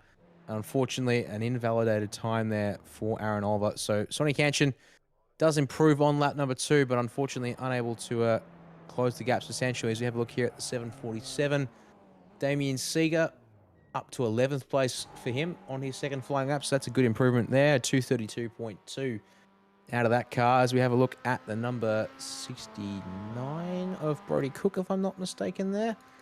Indeed it is. Cross the line for Brody from Team Perhaps. Does a big fat skid for us there at 2:32.9. His second lap in the session, which also was his best. So only a handful of drivers now out on track opting to continue driving around. One of them being here, Glenn Boyd. Looks like he'll be starting the race from 9th position on a 2:32.0. But only a handful of drivers yet to come across the line. Looks like one of them actually will be Nick Wood in the 308, if we want to have a look at a driver who's still on a lap. The other is the number 12 of Andrew Hobby. Both drivers now on Conrad Straight. So we'll take a moment here with Nick. He'll be the first one across the line here, and a minute on the clock, so should be able to get this one in the books. 2:31.8. If that was a valid lap time, he'd be in a decent position here, but he's got to make this one count, Nick, as he comes out of the chase, looking pretty nice and tidy, down into Murray's Corner, final turn. Got to make it stick here as he looks to finish this lap off. Yeah, absolutely, and it's always such a tricky corner. Murray's Corner coming through. Over the line, though, exactly the same time again there, 2 minutes 31.8, so that has actually put him into 7th place. Be pretty happy with that. Very good position to start there at the moment. We are going to see Andrew Hobby running the Black Dog livery there, so 2:31.9, so he's actually going to slot in behind Nick Wood there, so 7th and 8th respectively. And there we go. That's the last of our drivers, I believe, having completed qualifying laps. Glenn Boyd was still out on track, but he's about to eject back to the pits now, it seems. So that's qualifying just about done here. So in a moment, we'll hopefully run through the grid here for the first of 2 races in the Pro Division once again. We have 11 laps coming up for these drivers. And once again, a pit stop in one of the 2 races tonight for at least 2 tyres. Possibly a little bit of fuel for good measure since it's a slightly longer race. But let's run you through that grid. It's going to be Jack Boyd taking the pole position. Head of Sonny Canchin there, joining him on that first row. Although here at Bathurst, it is staggered. So that's an advantage in terms of starting position there for the number 58, again at the 59. Brenton Hobson starting himself out of 3rd place ahead of Owen Coleman in 4th. Caleb Patterson will be starting in 5th with Aaron Oliver there in the number 70 in 6th place. And we head over the page, we see it's Nick Wood, who we saw there at the end of the session, jumping up to P7 with Andrew Hobby joining him there on row number 4 with 8th place to start this one. Dale Carpenter out of 9th with Simon Joel Smith in 10th. And it's Glenn Boyd and Nicholas Scaife rounding out our first 6 rows here, Nick. Yeah, on row 7 there, Damien Seeger, Brenton Bull, Liam completes their rail over there. Moz Morons always seems to qualify near the back though, but we'll see him. He'll be pushing on pretty hard there, trying to get to that front there. Steve McMahon also on row 9. I'm going to go across the page to row 10. of Glenn Wood, Wayne Losh, Cole Ridley there, Brody Cook, Cameron Edwards, and Tom Huggin there on row 12. And that rounds us out with 3 more times. Luke Claver in 25th place there, alongside Lucas McCullough in 26th. And Jacques Swainpearl. I think that's how we say that. My apologies, Jacques, if I've absolutely obliterated that one there. He'll be our 27th and final starter in this race. And so we now await the conclusion of the gridding process. And just about 15 seconds ago here, Nick. So we'll hear the revs right a second. And as once again, as you can see here, the start procedure, or pardon me, the gridding format here at Bathurst once again. Staggered start formation. So that pole position is valuable to Jack Boyd, as he does get about a car length's advantage over Sonny Canchin there on the outside. Yeah, absolutely there. So Sonny, he's going to be held out there coming through Hell Corner though. We are going green though. Oh, a bit of wheel spin there from Sonny Canchin, and actually seeing potentially a car maybe not starting at all there. Simon Joel Smith though, a lot of cars taking a massive action, having to go around the outside, so he'll be absolutely kicking himself. Oh, trouble in the turn. Oh, a little bit of contact there on the entry to turn 1. I think that just worked itself out all right, and looks like the answer is yes. Everyone's settling in a little bit now to get these cars straightened up and down up the mountain straight for the first time. A little bit of 2x2 action now up and down the field here. As you can see inside the top 10, it is busy, but Jack Boyd has straight clear of Brenton Hobson up into second place. With Sonny Canchin settling in for third. Meanwhile, though, Caleb Patterson's just been hung out to dry by Aaron Oliver through Griffin's Bend, but Nick Wood has found the fence on the outside there, the 308. Lost a lot of speed, and the left wing mirror for good measure. Oh, Linda the cutting once again. Drivers looking for too wide action. Gambling on a bit of respect given, as we see there. Wayne Losh out on the outside of Brody Cook in the number 69 team, perhaps. That puts Losh now under pressure from one of the down under Sim Esport cars. That's Cameron Edwards behind him in the number 46, pardon me. They're currently fighting over 21st place. Back up towards the front of the field, though. It's Sonny Canchin now getting onto the rear bumper of Brenton Hobson as cars wide over the top of the hill. That was Owen Coleman, followed immediately by Dale Carpenter. And as they make their way down Skyline for the first time, hoping to see all nice and orderly as we come down through the dipper and jump on board with the 111 of Dale Carpenter. So far, so good, Nick. Still cross my fingers. We've got a couple of braking zones to go here before we can call this lap complete. Yeah, absolutely there. We're just catching a bit of Glenn Boyd there in the back, so I'm seeing Glenn Boyd take podiums before there as well, so I'm sure we'll be after another one there. Seeing one of the carbon cars all the way out, all the teams with a pretty strong representation here at the moment. Everyone kind of stuck in behind their Ray Oliver, so it's very tricky when they're not communicating with each other. All 4 tyres off the circuit there. Teammates as well don't come together. Yeah, the paint's very similar there, but actually the 2 different teams. I think that might actually be the Wolfchester car there. Wolfchester, I think, in Lilydale there. See the how many cars have come into lane there. Jack Boyd leading the charge there. Brent Hobson in as well. Sonny Canchin choosing to stay out there, and Aaron Oliver there around about that 3rd wheel so far in the mid lane. Well, we saw the pit stop in race 1 work out best for most of those guys as they bring their cars down onto the lane. It's now the top 14 have stayed out on track, so that means that we're looking at 13 cars in the pit, so it's almost a perfect split here. As cars make their way off the lane, it's Jack Boyd off the lane first, as you'd expect. Almost 12 seconds in the box, but he's being hunted down by Brenton Hobson. 10.5 seconds there from the 88. It's an absolute blinder of a pit stop. I believe that's about the fastest we'll see tonight, and as a result, he's now right on the rear bumper.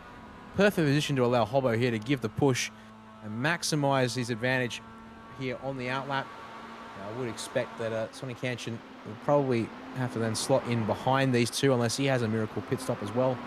These two hold each other up, but see now as these cars get themselves settled, they're in prime position to take a good position here for race number 2. Maybe see a couple more drivers pit.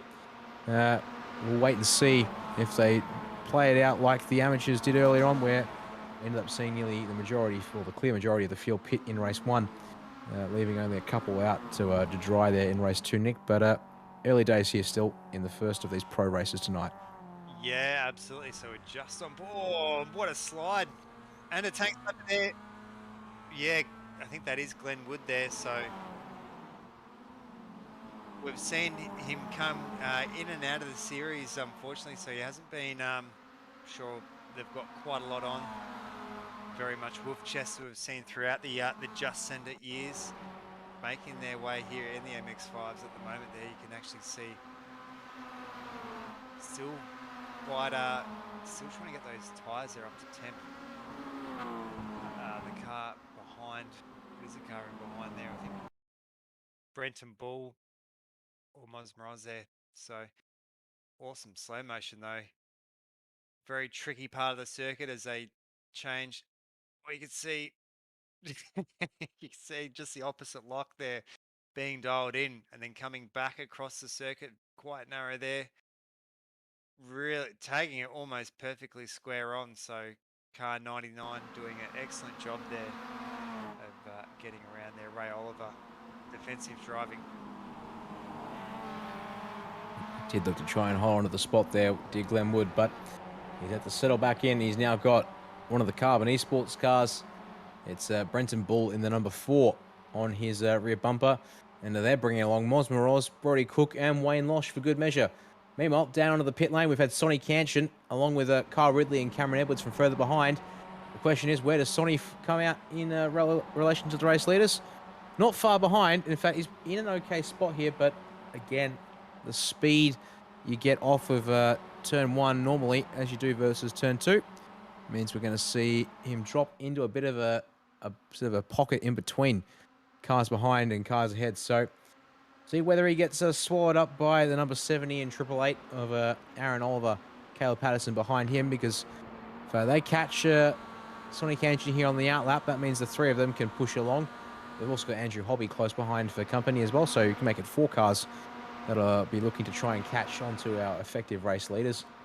Of course, drivers will still have plenty of options there regarding pit stops, so they certainly not become the effective race leaders. But that now means over half the field has pitted, so staying out really does feel like that'll be the suboptimal choice. Dale Carpenter currently leading for the time being, but for how long, if he chooses to pit, we are yet to see here, Nick. Yeah, absolutely. So we did see, as we were talking before, I think there was only about 3 cars that chose to pit, chose not to pit in that first race. Hanging out there. Brody Cook though, hard into the wall there, coming out of Forest Elbow. So we're seeing quite a few cars just kind of really pushing the the limit of adhesion, maybe really clouding that wall there in the Pro-Am class. It'd surely be probably our leading Pro-Am car. Have to maybe double check what those championship results are. Has not affected too much his run down the mountain though. Is sitting in behind all these cars here at the moment. We are seeing Brody Cook making some really good ground there. Unfortunately, not being able to see Ben Snell, his teammate, not being able to make it out. I know Ben has quite a lot of commitments on Tuesday nights here.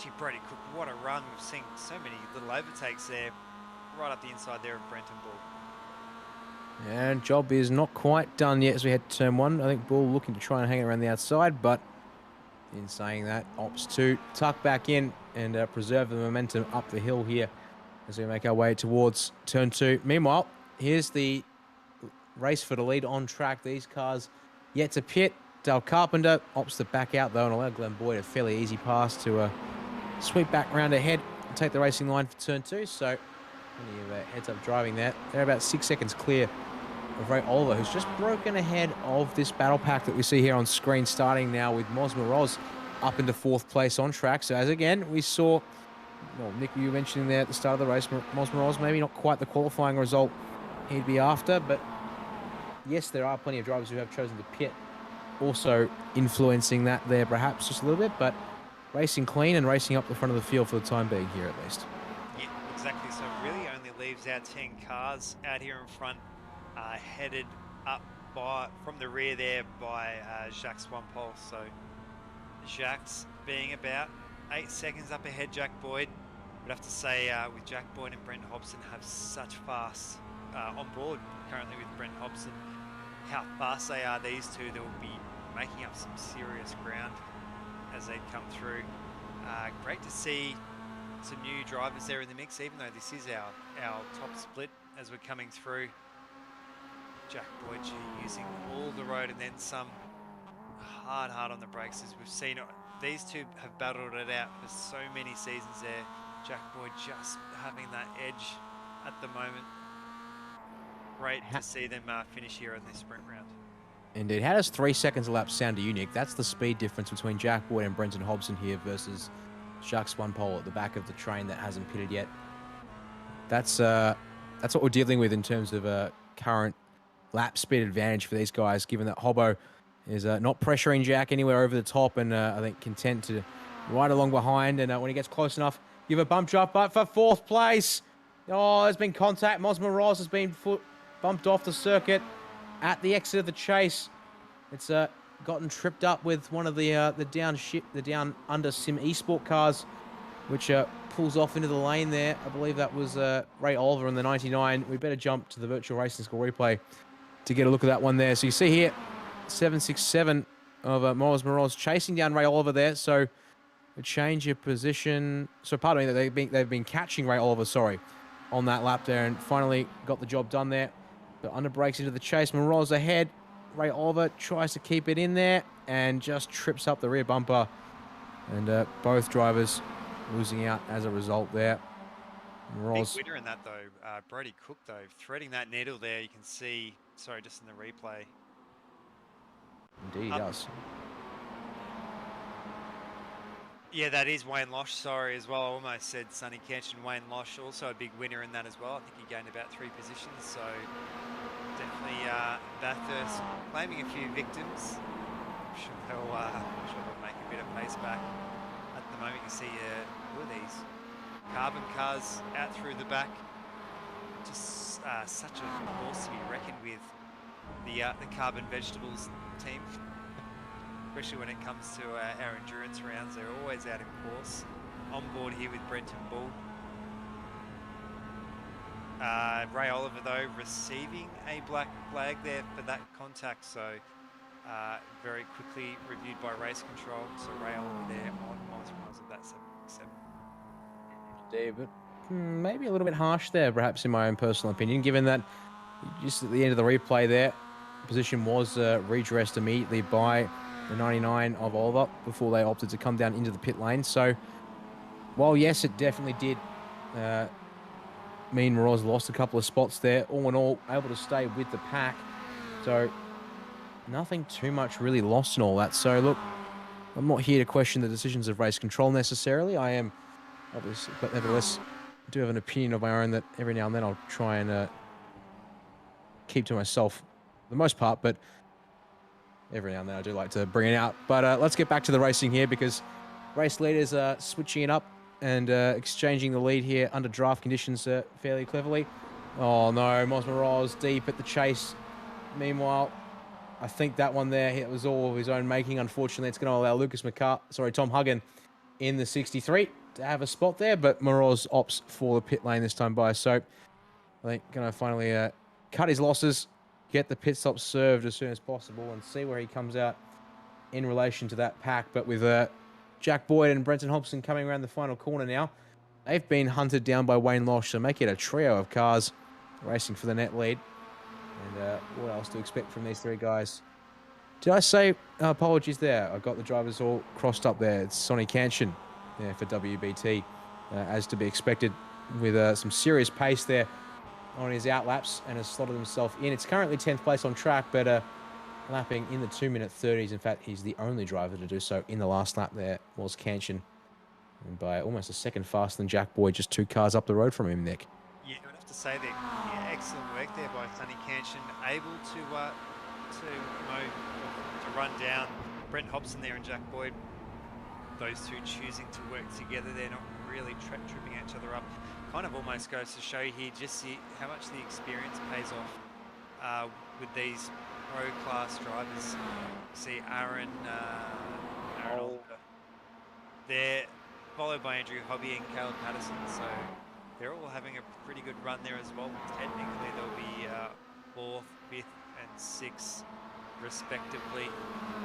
At the moment, there we're just seeing, I think that is Nick Wood there, followed by Owen Coleman. Owen choosing to run that New Zealand.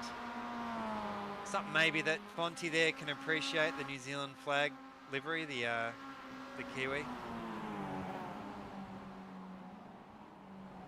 Yes. Meanwhile, back up to our net race leaders on the presumption that everyone pits. And obviously, that's a bit of a wild accusation or presumption to make, but nevertheless, Jack Boyd continuing to lead from Brenton Hobson and Sonny Canchin. You can see that Jack Boyd using all of the track on exit without getting that wall there. Sign of, again, a rather skilled driver there. Unfortunately, while we were just talking about some of the other drivers there, Cameron Edwards in the number 46 for Down Under Sim Esports had a bit of a hard time making pit entry at the end of lap 5. So unfortunately, he's brought the car into the pit lane and is currently stationary in the box and approaching 1 minute. So he'll at least go down a lap here as the race leaders have just come around the final corner. And they're going to start lap number 7 here in a moment's time. But continuing to watch here, these fights. It's now a fight for 11th place with Aaron Oliver leading Andrew Hobby. And now Caleb Patterson has arrived to make it again. We've now got 2 3-car groupings fighting over effective race leads. Now just 7 cars yet to pit in this race. So again, I get the feeling the guys up front, they really need to be thinking about coming into the pits and cutting their losses here, because otherwise they're going to have a bit of a struggle when it comes to race 2 here, Nick, given they'll be far outnumbered by those who have already pitted in this race versus those who haven't. Yeah, and we're just receiving word as well. Simon Joel Smith there on Nicholas Gage. A couple more black flags coming out. You'd have to say there for race control, very quick to get everything reviewed and out the way, so they can't. It's not really something they can really add end of line penalties for next season, because there is no. Sorry, not for next season, for next round, because there is no next round. This is it. This will secure the championship, and you'd have to say there. A 2-horse race, potentially, or more of a 1-horse race there if Jack Boyd has just absolutely walked away with it there. Brenton Hobson, though, still very competitive here at the moment. He's actually gotten around Jack Boyd there, as well as Sonny Canchin. So Jack currently 3rd wheel. Not something that we normally see too much, maybe on some of the draft tracks, but on something as technical like Bathurst, it's not normally a position that we normally see him, though. Right on that rear bar, though, with Sonny Canchin. Indeed, given it's happened just in the last half a lap, going to wager it's happened up Mountain Straight, and Boyd opted to, well, given Canchin's come through as well, either Canchin was really aggressive and followed Hobson through directly, or Jack was willing just to let it happen, and now it gives him the chance to sit in behind here for a little bit. See how these guys drive the car from whilst looking ahead rather than having to look in the mirrors to do that kind of a job. And we'll see here now. Down Conrod Straight, what's the run like for these guys? All pretty even, I think, although Hobson with a bit of a breather over Canchin. The gap between them is just about half a second or thereabouts. But again, look at the closing rate, not only for Canchin, but also for Jack Boyd. Look at him just steamroll up the inside of Canchin. Make it 2 for 1 perhaps here. We'll see what happens on the brakes. He's in a bit of a tough spot there on the outside into the chase. He's going to go side by side with Sonny Canchin. Space given. Takes a tiny bit of curb and grass on the inside. So only 1 spot gained there in that case for Jack Boyd. Perhaps, though, a good sort of training run for perhaps a later run in the race. And getting an idea of what to expect if the 3rd driver in the queue can get a good draft off of Forest Elbow and all the way down Conrod Straight there, Nick. As we look up at the 888 of Caleb Patterson, up just behind these guys. 13th place, and the second trio of those who have pitted running just in contention as more cars make their way across the line to start lap 8 of 11 here. Exactly, so a little bit of a different mix of what we saw there in the AM split. So, gee, Glenwood, super deep. What a great overtake there. Parking that rear bar right in front there of, I think that is, actually, lost where I am. I think that is Simon Joel Smith, or Damien Seeger, sorry. So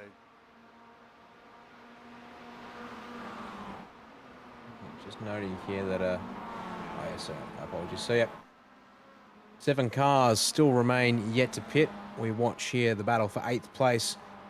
Jack Boyd, once again, has gotten to the front of the pack, and this time it's Brenton Hobson's turn to ride third wheel in the group here as we make our way across the top. I can't help but notice the Pro-Am decals that have been applied to the number 59 of Sonny Canchin ahead of us. That's has to be a painter's mistake, because there is no way in on this green earth that Sonny Canchin counts as a Pro-Am when it comes to MX-5 racing. Certainly has the skills and experience and ranking to put himself well and truly up in the pro class with the other guys around him here. But minor technicality, a mistake there, but I'll bring it up since I can see it for the sake of it. Might have accidentally jumped in Wayne Losh's car potentially there. Great sponsor livery there by the WBT car as well. So covering many of our series sponsors and some of the local sponsors there. This is the race for the lead though. Dale Carpenter still fighting off Glenn Boyd. Glenn had come all the way back from like around 15th position, so it's an absolute ripper of a run at the moment. See here, the next pack of cars that are yet to pit. It's led by Wayne Losh in number 68, but Brodie Cook is right behind him. 68 leads 69, very nice indeed. With Brenton Bull, they're riding 5th place in the race. That's Tom Huggin directly behind him, so we've got 2 of the Carbon Esports cars running line astern. No sign from any of them yet as to opting to take a pit stop, and in fact, neither there from Lucas McAuliffe all the way in the background. So, well, it's been a two trios racing along here, but Aaron Oliver has certainly closed the gap on this past lap as we ride on board with the number 70 now through turn 1. And, well, at this rate, he's pulling along Andrew Hobby and Caleb Patterson a little bit too, so might as well just make it a 6-car party for 8th place here, Nick, as we get lap number 9 underway. So just under 3 laps to go now for these guys, and anything could happen here as it's Sonny Canchin looking to the outside of Jack Boyd up Mountain Straight. Can you move stick into turn 2? That's looking promising. Promising indeed. Able to get the car down to the inside as much as possible, whilst giving Jack Boyd 1 car width and 1 car width only to work with. And positions traded once again in amongst this group, and that certainly brings Hobby and Patterson into it. So 6 cars now in a line for 8th place. 2 3/4 laps to go. That's a lot of track still here at the mountain to see these results possibly change here. Yeah, exactly. And drivers that are just so familiar with each other. In particular, these top 3, you'd have to say these 3 have just been so consistently strong there. Aaron Oliver definitely been in the mix here and there as well. Lee Harrison also in the mix as well, but really comes down, I think, almost the championship, you'd have to say there, no matter what has been wrapped up there by Jack Boyd, but it's definitely not going to hold Sonny Canchin and Brent Hobson back. They're all going to want a bit of glory there. Aaron Oliver as well. Not to forget Andrew Hobby, though. We have not seen a podium from Andrew Hobby, so I know he'll be pushing pretty hard. Caleb Patterson as well might have had a podium, I think, this season as well, but I think he's just struggled a little bit with consistency there. Jack Boyd there on the right-hand side there of Sonny Canchin. Gets the draft very nicely down Conroy Straight, as you'd expect, as we watch here one of the track cams. Meanwhile, though, Brenton Hobson with the secondary tow looks to the outside of Canchin under brakes.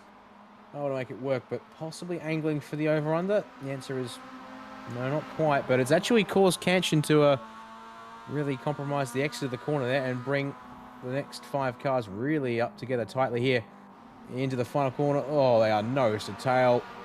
A little bit of second guessing each other, a little bit under brakes, but thankfully, if there was any contact, it was barely audible. And now, lap 10 of 11 gets underway, so time for the final rehearsal, gentlemen. What have you guys got for us in terms of overtaking moves right here at the end of this first race of 2 tonight? Jack Boyd now has a little bit of room to breathe, but just you watch that gap eventually be closed, given not only here up Mountain Straight, but for good measure once we also get across the top. Meanwhile, battle for 4th place has sort of fragmented a bit here. Wayne Losh has been able to streak away from the other 3 behind, so it's now just Brodie Cook, Brenton Bull, and Tom Huggin there. And Jack Boyd is actually getting himself a friend here in the form of Lucas McAuliffe, yet to pit, who is now falling into Jack Boyd's clutches over a second faster was Jack Boyd on that last lap. But back up the front, Doug Carpenter is back in the race lead as they followed by Glenn Boyd over the top of the hill here on lap 10. Carpenter opting to use use all of the track, leave none to spare here, Nick. Mirrors still intact though for the time being. Yeah, you'd have to say what a run there by Wayne Losh. So put about 2 seconds there. The actual about a second, 1.8 seconds in with Brody Cook and Brenton Bullen behind. So he's definitely managing to run away from those two. I think I can see where it's happened. It's almost all entirely happened in the first sector of this lap that they're currently on.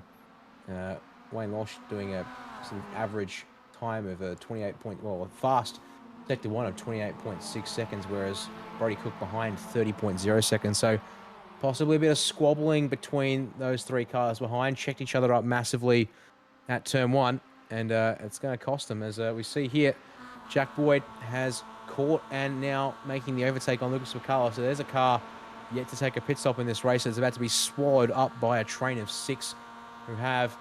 So that's 1 spot loss from McCullough. I expect to see a second, maybe even more, the coming up. But these guys here are all spaced out a little bit, interestingly, here on lap 10-11. So indeed, there's 2 spots lost for McCullough. Now, what can these guys here do, starting with Brenton Hobson?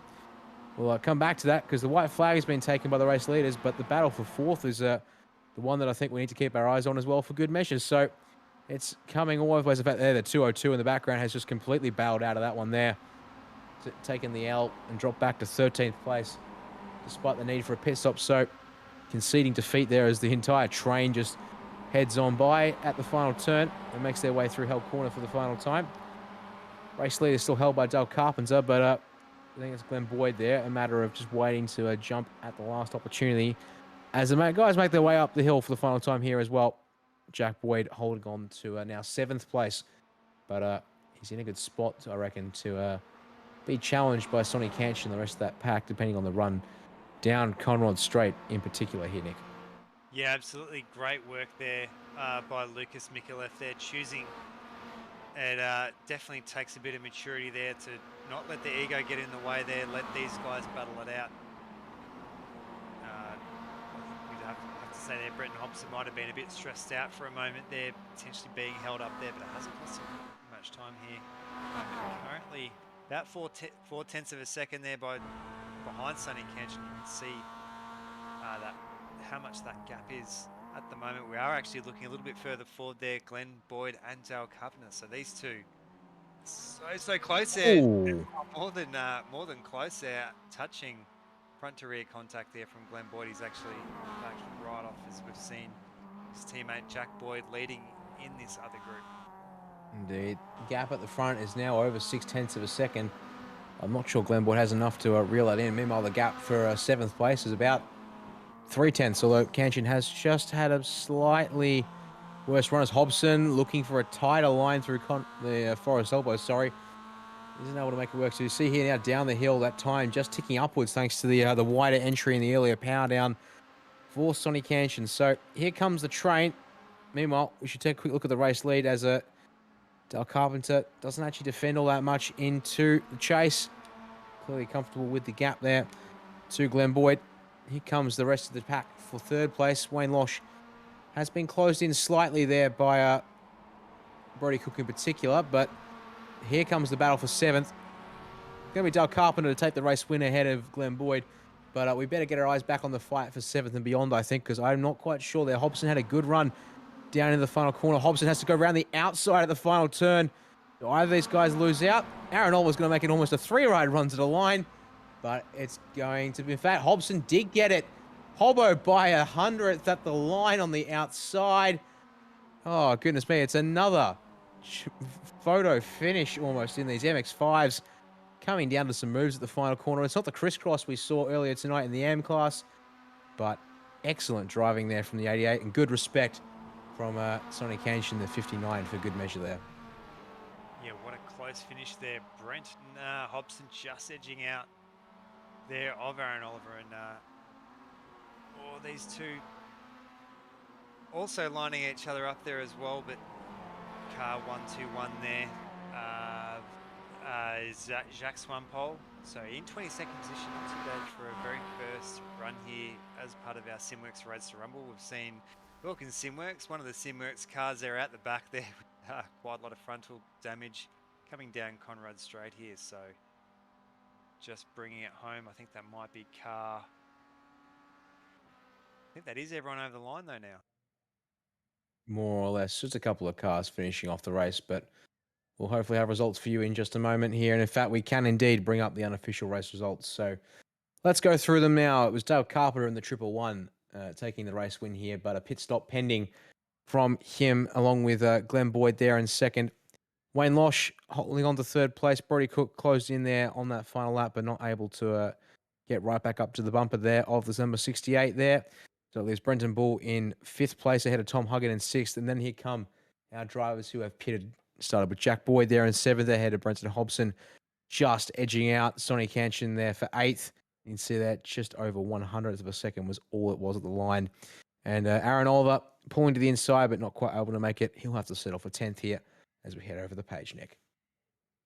Over the page there, Andrew Hobby there, Caleb Patterson, Lucas Mikulev, all of them in really tight there. A little bit further back, Nick Wood, Owen Coleman, Liam Caplice there, Moz Moroz.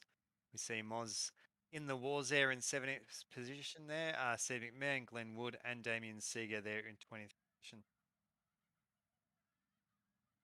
Jacques Swampole rounds out the, comes home in 21st, pardon me, just ahead of there of Simon Joel Smith. We saw at the final corner. They finished ahead of Kyle Ridley, along with Luke Claver there in 24th, and Nicholas Scaife, our final driver, to finish on the lead lap there. Unfortunately, 2 minutes behind our race leaders. And then we get to our retirees or laps down drivers in the form of Ray Oliver and Cameron Edwards, both at 4 laps down. Pardon me, rounding out the field for tonight. Got a couple of minutes left before we head to race 2, so we might take a quick break here, folks, and be back with you in just a moment.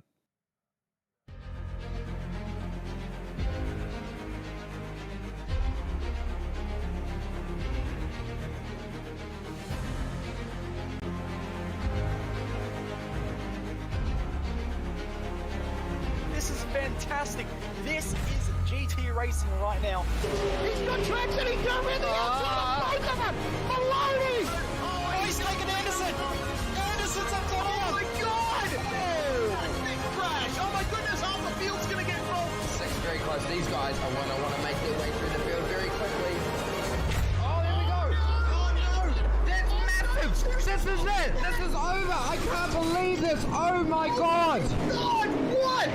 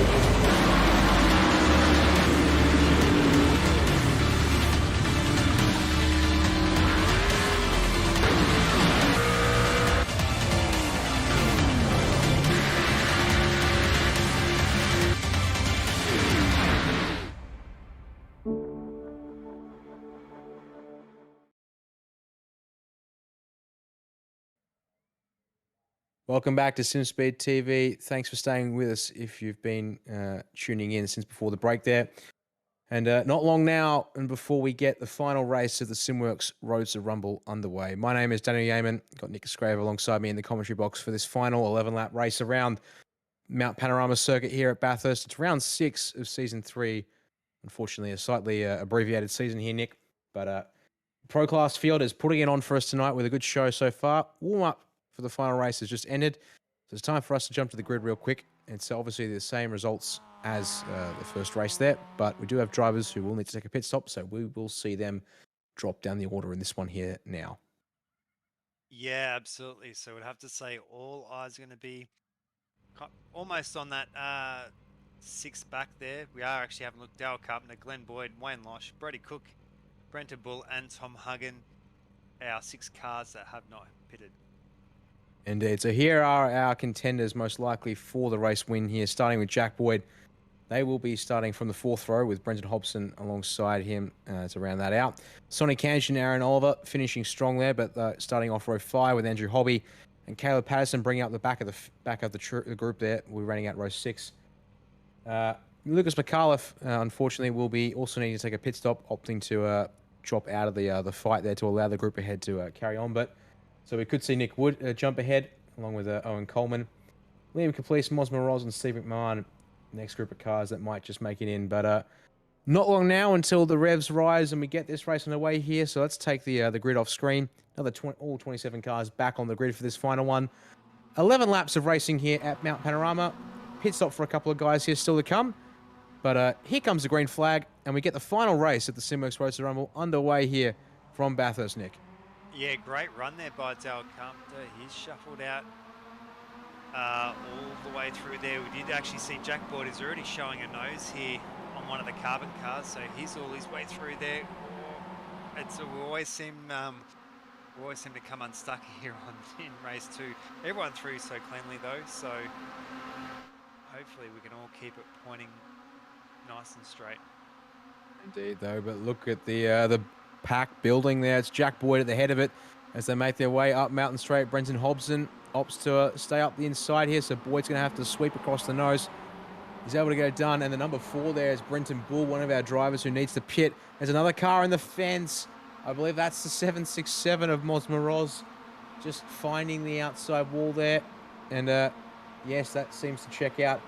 That's not quite the race style. Oh, rail race leader around on the exit of the cutting. That's Dale Carpenter. He's going to have to park that one up there for quite some time because the field is coming through and there is no way around him, surely. In fact, saying that, the field has come through, so he's able to turn it around now. But there's one car, an obstacle already out of the way. We've got guys going too wide through the grate and on the way up to through Sulman Park to McPhilmy. This is a gamble. Drivers jumping on the brakes because they can't afford to get through here at full speed as we enter McPhilmy. Oh my goodness me, Nick, it's going off here, just as I think you said at the AM race, and we just caught you saying it there at the start of this one here. Race 2 brings the fireworks, and in some respects, not in a good way, as we've got a car loose through the S's. Oh, up and over on the roof as well for the number 27 of Owen Coleman. And then another car around, that's Liam Caplice in the number 20 for Simrigs.com. Oh, goodness me, it's popping off, and it's causing drama down into the elbow. Nicholas Scaife in the 44 has been turned around. The 202 of Lucas McAuliffe has been caught up in all of this as well. Meanwhile, our race lead is still held by Glenn Boyd and Brody Cook. But Jack Boyd is coming, and he's up into 3rd place already. And he's clearing these drivers rapidly with 10 laps still here to go. Oh, side by side, that was Brenton Hobson and Wayne Losh into the chase. I think we've now got a chance to take a breather here, Nick, and start processing what we've just witnessed here on lap number 1 of 11. Yeah, it looks like we've lost potentially about 7 cars in all that carnage there. Seeing Glenn Boyd, though, great work there, choosing to pit straight away. He doesn't want to be involved in this carnage, though. His son, Jack Boyd, as well, coming through. I've actually seen 2 cars coming to pits there as well. Wayne Losh choosing to come in. So it is flag to flag now. The cars that we're seeing out in front, they're going to go all the way to the finish line. Brody Cook, our only car in this group here that has not pitted yet, so he'll need to pretty much almost shuffle his way to the back there. Oh, as you can see there, Dale Carpenter very nervous there, leading that race, cold tyres, and just looping it around. So managing thankfully to spin off the racing line, so not being too much of a blockage for anyone. Then we did see a little bit further though, we did see a bit of a track blockage earlier on. We are actually going to have a look here. On board with Dale Carpenter, you can see just as they come around, the car's really unloaded there on that left side. Yeah, touched the wall and doesn't take very much there. You can see all the cars there coming through, so yeah, that was a almost a head-on impact there, but great work there by Dale.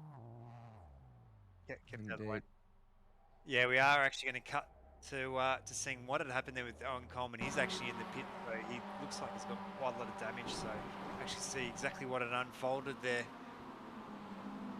Yeah, Coleman in the 27, Liam Caplice alongside, and just coming together through the middle of the S's, and then the car just rolls itself over once it gets another helping hand there from another car there, I believe. And unfortunately, that was Coleman's day done, and I believe a tow straight back to the pit lane from him. As we going to now look at what happened just after that, starting with Lucas McAuliffe. So you see, in fact, McAuliffe actually is ahead of this already. He comes through. Oh, he gets it loose. He gets it loose, and that's why Liam Caplice spins. Unfortunately, McAuliffe loose gets Caplice, and then as the drivers fill on through, they don't check up enough, and it catches Nicholas Scaife out there, if I'm not mistaken, as I tried to squeeze too wide down to the elbow. And unfortunately, that's just compounded. One mistake into several mistakes. Back now with live pictures. Here's our top 5. Pit stops complete. And Brenton Hobson has made his way through to the race lead here, Nick. No more obstructions for these guys, though. And lap traffic is a fair way up the road. So I expect an all-out fight from this group to see who takes home the final race win of the season. We have seen Brody Cook come into the pits here as well. Brenton Bull and Tom Huggins. So that pretty much clears out our 6 cars that had not pitted. Great work there by Lucas McAuliffe as well. Did hold the brakes in that accident as well. Didn't try to loop it back around. So great sportsmanship there. Exactly. Don't want to roll on in the pit lane. Oh, 3 wide, almost there. Sonny Canchin and Jack Boyd really trying to edge each other out there for track positions. Actually held him up a little bit. Aaron Oliver though coming through. He's going to be forced out wide there. Jack Boyd, our season leader, almost untouchable this whole season at the moment there. Running that really shallow line. It's actually going to hold up a little bit of his momentum coming up the mountain. For all of the fact that Bathurst is a technical track, and a car like this, it's so much of a draft track as well. That's why we're seeing such packs can form. Of course, these guys have all been on pace pretty much from the get-go here in this Season 3, whether it be Brenton Hobson up the front through to Andrew Hobby, currently bringing up the rear of the train for the time being. But these top 5 are now the breakaway, 2 seconds back from Hobby to Caleb Patterson, the next in the line. So unless those guys behind can put down an absolute barnstormer, I fully expect that we're just going to have these 5 cars in contention for the race lead. Just looking back at those guys behind, it's Nick Wood currently running in 7th place there. Got a little bit of almost a second's gap to make up. As oh no, I believe that's one of the Palmer's cars.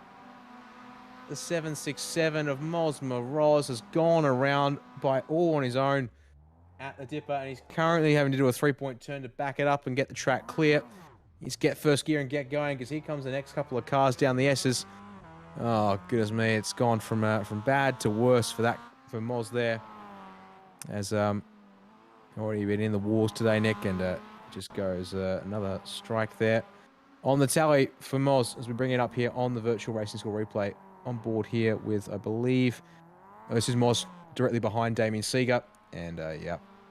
Yeah, you can see just how much the cars get unloaded there over the dipper. So very unfortunate there for Moz. It's all happening. Sorry, just on live pictures there. We're going to be saying this all pretty much the next 9 laps or so. It's just going to be action between these 5, sorry, including Andrew Hobby. So try and give some of the other guys maybe a bit of airtime, because you could only imagine we could honestly watch these 5 race all night.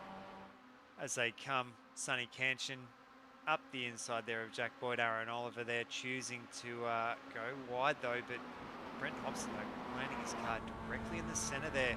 Gee, Jack Boyd running just a bit wide, so he's got to shuffle in behind. You'd have to say there's just going to be changing places non-stop for the next lap, probably almost in every couple of corners there at the moment. Yeah, here comes the run over the top, so we should see them all calm down for a little bit. But yeah, Jack Boyd trying to go around the outside once again at turn 2, but unable to get the squeeze done to get his car as close to the inside, the preferred line on the inside as possible. As a result, runs it way wide, has to scrub a lot of corner speed off. That absolutely kills any momentum out of the corner. So -2 spots for him, but gives now Brendan Hobson the chance to make the attack. Oh, easy there, Jack. Looking for the inside of the nose on Aaron Oliver. Across the top is not the place he needs to be doing it. Aaron not quite up to Jack's speed, it would seem, across the top. And Jack willing to gamble on a bit of a touch or showing a nose even there. That was quite the ambitious gamble. Because here we go down into Forest Elbow here on that 4 of 11. All looking fairly similar there. I think the only one there was Brenton Hobson, slightly different lines of the corner, but you can see now on our screens the way his gap is decreasing to the race leading. You see here 4 cars now. Pardon me, this is the interval times between them all. So now Hobson pulls out to the right side of Sonny Canchin. He's up in front now to take the race lead. Can he clear Canchin before the chase? The answer is yes, and here comes Aaron Oliver. We're going to get the freight train effect here a little bit, but Canchin late on the brakes. He's going to force the issue with Hobbo, but Aaron Oliver forces the issue with Canchin. And then Jack Boyd is the one who's going to profit the most from this. He's got to get the job done around the outside, though, at the final corner with Andrew Hobby looking to try and find someone to give a push. And I thought these guys were going to break away as a group of 5, but the fighting has begun, and it's allowing 7 cars into the battle. Meanwhile, we've got cars off at the chase for around positions 10 and 11 and 13. Carl Ridley in the number 9 is slow, along with Simon Joel Smith. I believe I saw also Ray Oliver in the number 99 getting on the radio to race control. Unfortunately, it's been a slightly messy lap there for a couple of guys down at the end of the lap as they complete lap 4 and start lap 5. So, Nick, let's have a look at that one there on the virtual racing school replay. Yeah, I actually didn't manage to catch it there on live pictures, but it would be interesting to see what happened there. Wow, that was a really heavy hit to the back, so...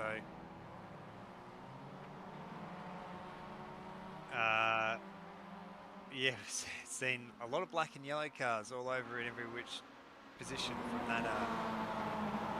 that viewpoint, though. We are going to see our group here. So this has actually allowed Nick Wood onto the group, though, so this is going to be 7 cars now, so about 2 seconds splitting these 7 cars in very tight there. Would have to say, though, well and truly clearly, I think Damien Seeger's the next car, and he's all out on his own, about 8 seconds behind this group. Yeah, there's almost no way we should expect to see Damien Seeger get back up to this group here. Bargaining 6, but that's Aaron Oliver out in the grass at McPhillamy Park. Feeling the heat, perhaps, from Andrew Hobby. Speaking of which, it's Hobby who's...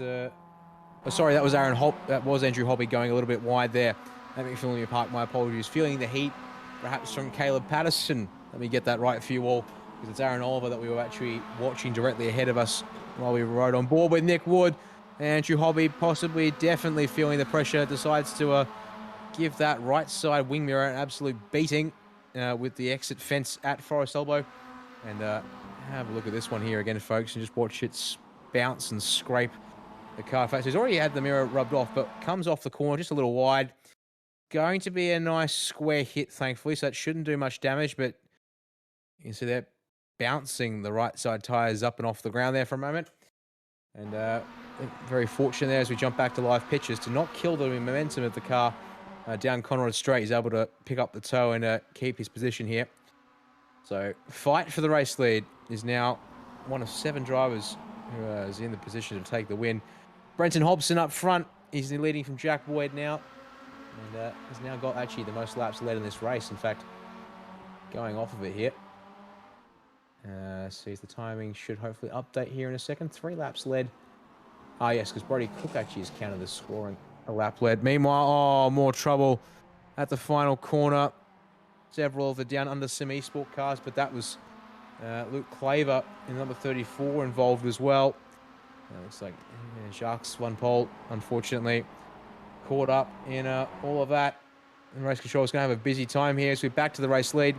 Once again, Jack Boyd's being sent around the long way. This time, though, it's the pass from Sonny Kanchinick. He's going to get the job done, but Boyd able to slot in and only lose the one spot this time by. Yeah, absolutely. We've seen all too often there Jack Boyd squeezed out, and he usually seems to have that pace edge over everyone else, but not so much this time around. It's actually Caleb Patterson who is sitting in this group with the fastest lap the last time around. Both him and Jack Boyd 3/10 faster than the rest, so it's really can't be split here at the moment, and it's not really a track where Brenton Hobson can kind of drive away from everyone. As soon as they hit that Conrod straight, it's going to pull everyone on the back. We've already seen so much action through that chase through here as well. Oh, Andrew Hobby though clipping the wall. He actually sorry, he was just out of shot then. Clipped the wall coming down into the dipper, but it's actually put a little bit of a gap there. Oh, and he's clipped the wall again coming down, so mirror completely off there. Potentially that could have affected his pace a little bit. It's actually broken him and Caleb Patterson up from the rest of the group. Might actually just have to rewind that a little bit back a bit further. You can actually see where he hit the wall coming into Forest Elbow. So Andrew Hobby on the absolute limit here. It's proceeded to make it almost a 3-car breakaway at the front of the field. And as we continue to watch the virtual racing school replay from earlier on here, so coming up into McPhillamy Park, it really looks like, unfortunately, Andrew Hobby here just pushing a little bit hard. So good use of the curb there at the top of the hill, but then down the hill to begin the run into Skyline, closing in on Jack Boyd ahead. And then, oh dear, aiming that car in far too early. And he's going to bounce it off the inside wall. That's not going to do the front right any favours. And very lucky to be able to get away with that one there, I think, without any more substantial damage. And does hold the pack up for a moment there, but once we jump back to live pictures in a moment's time, you will see, thankfully, that things have recovered as we have a look again at that incident. So again, just turning it in and trying to open the corner entry to Forest Elbow, and then just the car runs itself down the wall and spits it back off for good measure. Has to straighten it out, jump on the brakes, and try and really tuck it in for the apex of Forest Elbow. Thankfully, I don't think he made it 3 for 3 with the exit wall here for good measure, but dang close. If there ever was one there, as we're about to jump back to live pictures now, because a little bit of shuffling happening. In fact, oh no! The contact has happened, and oh, it's going to take Nick Wood with it as well. It's actually locked him in there, so... Oh no, Andrew Hobby has been taken out of the fight for the race win. Contact with Owen Coleman. It's also removed Nick Wood from the fight there. So it was 7. It's now back down to 5 and, well, almost 4. It depends on if Caleb Patterson can get back to it. So here is the virtual racing school replay, Nick. You can see Caleb Patterson just up the inside, and poor Nick Wood in all this, the complete innocent victim in that, and very wise there of Andrew Hobby to opt in to chase that toe hook there. You can see just as he comes over there, surely Caleb Patterson being the lucky one in all that, but I dare say he's going to end up with potentially a penalty and all that as well. Yeah, back with live pictures. The incident has been reported to race control, so indeed I would fully expect that all the same. So it's now a 4-car fight for the race win for the time being. The question remains, can Caleb Patterson get back on the draft of Aaron Oliver here? Going to be 4 laps to go at the line, so there is still some time left to make it a 5-way fight once more, but unfortunately Nick Wood's race and chances of the victory are done.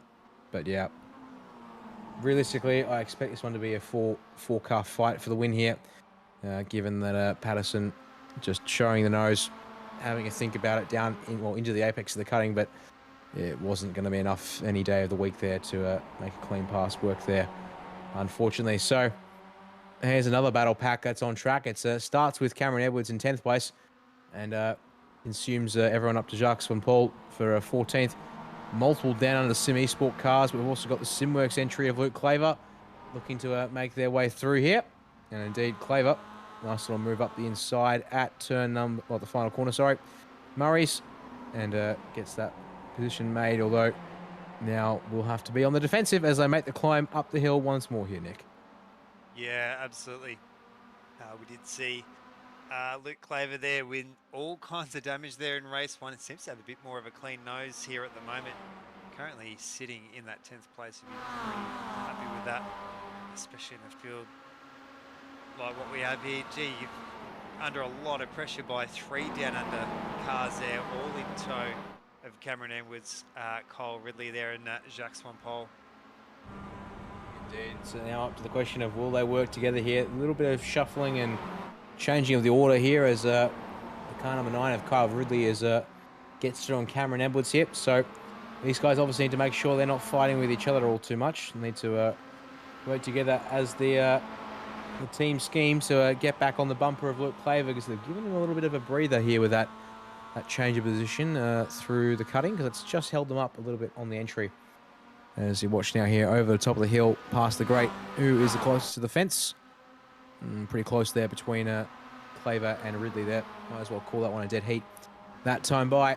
They've also got to watch out for Simon Joel Smith, who's riding at the back of the group here. And one of the downshift sim racing teams, as we just watched there. Oh, the Swan Pole there catching the right rear on the exit of the wall there. As back to the front of the field we go, because it's on again. Jack Boyd on the inside there of Sonny Canchin. Jack had an absolute run there on that Conrod straight, giving a huge bump there to Brent Hobson. Actually, Brent Hobson there had this huge little tank slapper there. Didn't really affect his pace all too much. It's very lucky not to bump him as they were coming through that actual kink. Gee, it's really heating up there. Sonny Canchin. Normally not see Sonny's so aggressive when it's in the battling. He's usually quite tame though, but he's definitely getting the shoulders out at the moment. He wants to put one over Jack Boyd. I have to say, Sonny definitely not in for that championship. Sorry, we've just seen one of the downshift cars get spun off. Actually, is completely spun off there, and looks like quite heavy front suspension damage outside of pit lane as well. So not too sure what he's going to do there. He's going to have to do an entire lap, potentially on 3 wheels. Well, that car was turning to the left, okay, but I get the feeling he's going to make it up to Griffin's Bend if he dares to try and press on. Then he'll find that car won't turn right all of a sudden, because it's the no, he's pulling that car into the pit exit and towing that one here. So here's the replay, thanks to Virtual Racing School. What has Luke? Oh dear, Kyle Ridley, it's all by himself. To add insult to good measure, apex curb at Murray's Corner is no one's friend in no car whatsoever, and proving the point there once again. We'll head back to live pictures and catch back up with the race leaders, because Jack Boyd's turn to pressure Brenton Hobson over the top of the mountain here. 2.5 laps to go, and you see it just keeping that gap to between 2 and 4 tenths. Obviously positioning the car right to maximize the run off of Forest Elbow and get as much draft as you can is really important here. So you don't want to be obviously right on the bumper here. You can see different lines though through the elbow. Hobson opting for a slightly tighter entry versus Boyd, slightly wider entry, I think, though. Oh, we should expect to see Boyd will get up alongside, make the pass here. Although, then again, he might opt to try a bit of a bump push here just to try and keep the gap behind pretty steady. Here goes, indeed. Yep, there goes the bump, straight onto the rear bumper from the 58 to the 88. And down into the chase. But here comes Sonny Canchin, sorry. Thinks about it, but opts to pull back into line. Aaron Oliver also just looking to stay with this group here. So 2 laps to go here, Nick. Any early bets on a winner here, or are we just going to have to hold our breath and wait until the end of this one here? I could tell you who I want to win, but I think that would maybe spoil the surprise there. I do think it's Jack Boyd being that second wheel is going to be really the card up his sleeve. So he's going to be able to get the run there on Brenton Hobson. Very true. Pardon me. Yes, very true indeed. Just looking back to last night's, if you caught us last night here on SimSpeed TV, the Aussie Car Turbo Touring Car Series went to Watkins Glen. The classic format, meaning it was a draft fest race as well. Not too dissimilar to this in terms of the way the straights were that valuable. Oh no! Contact between Canchin and Boyd. Both cars hang on. I was just going to have story time with you all. We had time to interrupt story time and get back to the racing here, Nick, because goodness me, that could have ended with those two drivers out of the race. Aaron Oliver could have been involved in good measures. So here it is once again, coming down Mountain Straight. Canchin swings to the inside to try and pass Boyd, but he wasn't clear. Oh boy, the reactions from both of them to make sure that both of those cars straighten out. And same for Aaron Oliver there to pull the car across on the brakes and not run up the back end of Canchin. Oh yeah, but props to all three. They keep the pack together for the most part here.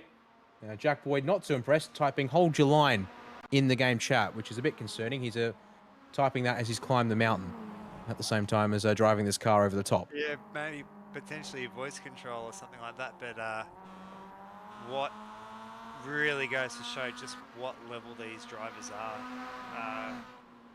All four of them there for Jack Boyd to kind of receive that bump and to instantly be able to correct it, not cause a tank slap or anything. Has not put him back at all as well. He's about 2/10 back here from Brenton Hobson as they come out of Forest Elbow. You can see, 0.25 there, 1.4, 1/10 of a second. Now half of a tenth there. Oh, gives a bump there to Brenton Hobson. So all three of them there. Sonny Canchin though going for that risky move there through the kink. Almost leaning on Hobson. Yeah, he's going to be hung out to dry there. Jack Boyd's going to come through. They do hit side by side though, not getting locked together. Aaron Oliver is absolutely dusting his hands together. He potentially could take on both of these two. Brenton Hobson now about 5/10 of a second back there. Oh, heavy braking by Boyd and Canchin. Yeah, this is exactly what Hobson wants to see, because the top of the mountain is effectively a tow section as well, given the way that these cars take that over the top. Boyd and Canchin side by side. Still no one wants to give up and tuck in here. The white flag is waved and the gap's up to 1 second. They're gifting the race win to Brenton Hobson as we speak, and Aaron Oliver is now stuck with nowhere to go. He opts to give Jack Boyd the push up Mountain Straight this time here, and he's going to get stuck on the outside though if he's not careful. He's got overlap, so he either has to roll out of it and slip up the inside and betray Jack for supporting Canchin here. So what does he do here, Nick? You wait and see. Side by side into Griffin's Bend. Jack Boyd finally opts to fall into line here rather than stick it around the outside. So there's half a chance they catch Brenton Hobson, but it's going to have to be the run to beat all runs over the top here from Canchin. Never mind though. Here comes Boyd up the inside of the cutting. It's gifting the win to Hobson again. They close the gap by nearly 2/10 on the way up, but every time they do this, this is just making life easier for Brenton Hobson. They've got to get that gap down to about 1/4 of a second as we saw last time round to have a good chance at the pass. Here we go. We'll keep the relative on screen for you all. Just watch that gap between Hobson and Canchin here, Nick. It's still too far for these guys to close it up at the end of the Conrod Straight, but we're yet to see what the end of the run looks like. Yeah, if they can get within 6/10 of a second coming out of Forest Elbow, they will have it. So you can see that relative at the moment. Oh, bit of a bump there. Back out to a second again there, so you can see it. Bring it back. They almost brought it down to about 6/10. Gee, it's going to be really, really hard there. Oh, it's actually a mistake there by Canchin, blowing it out to 1.1 seconds. I have to say, for a miracle though, Brenton Hobson with one hand on that trophy. Yep. He put himself in the right time. Jack Boyd is not giving up. Has decided to take to the grass.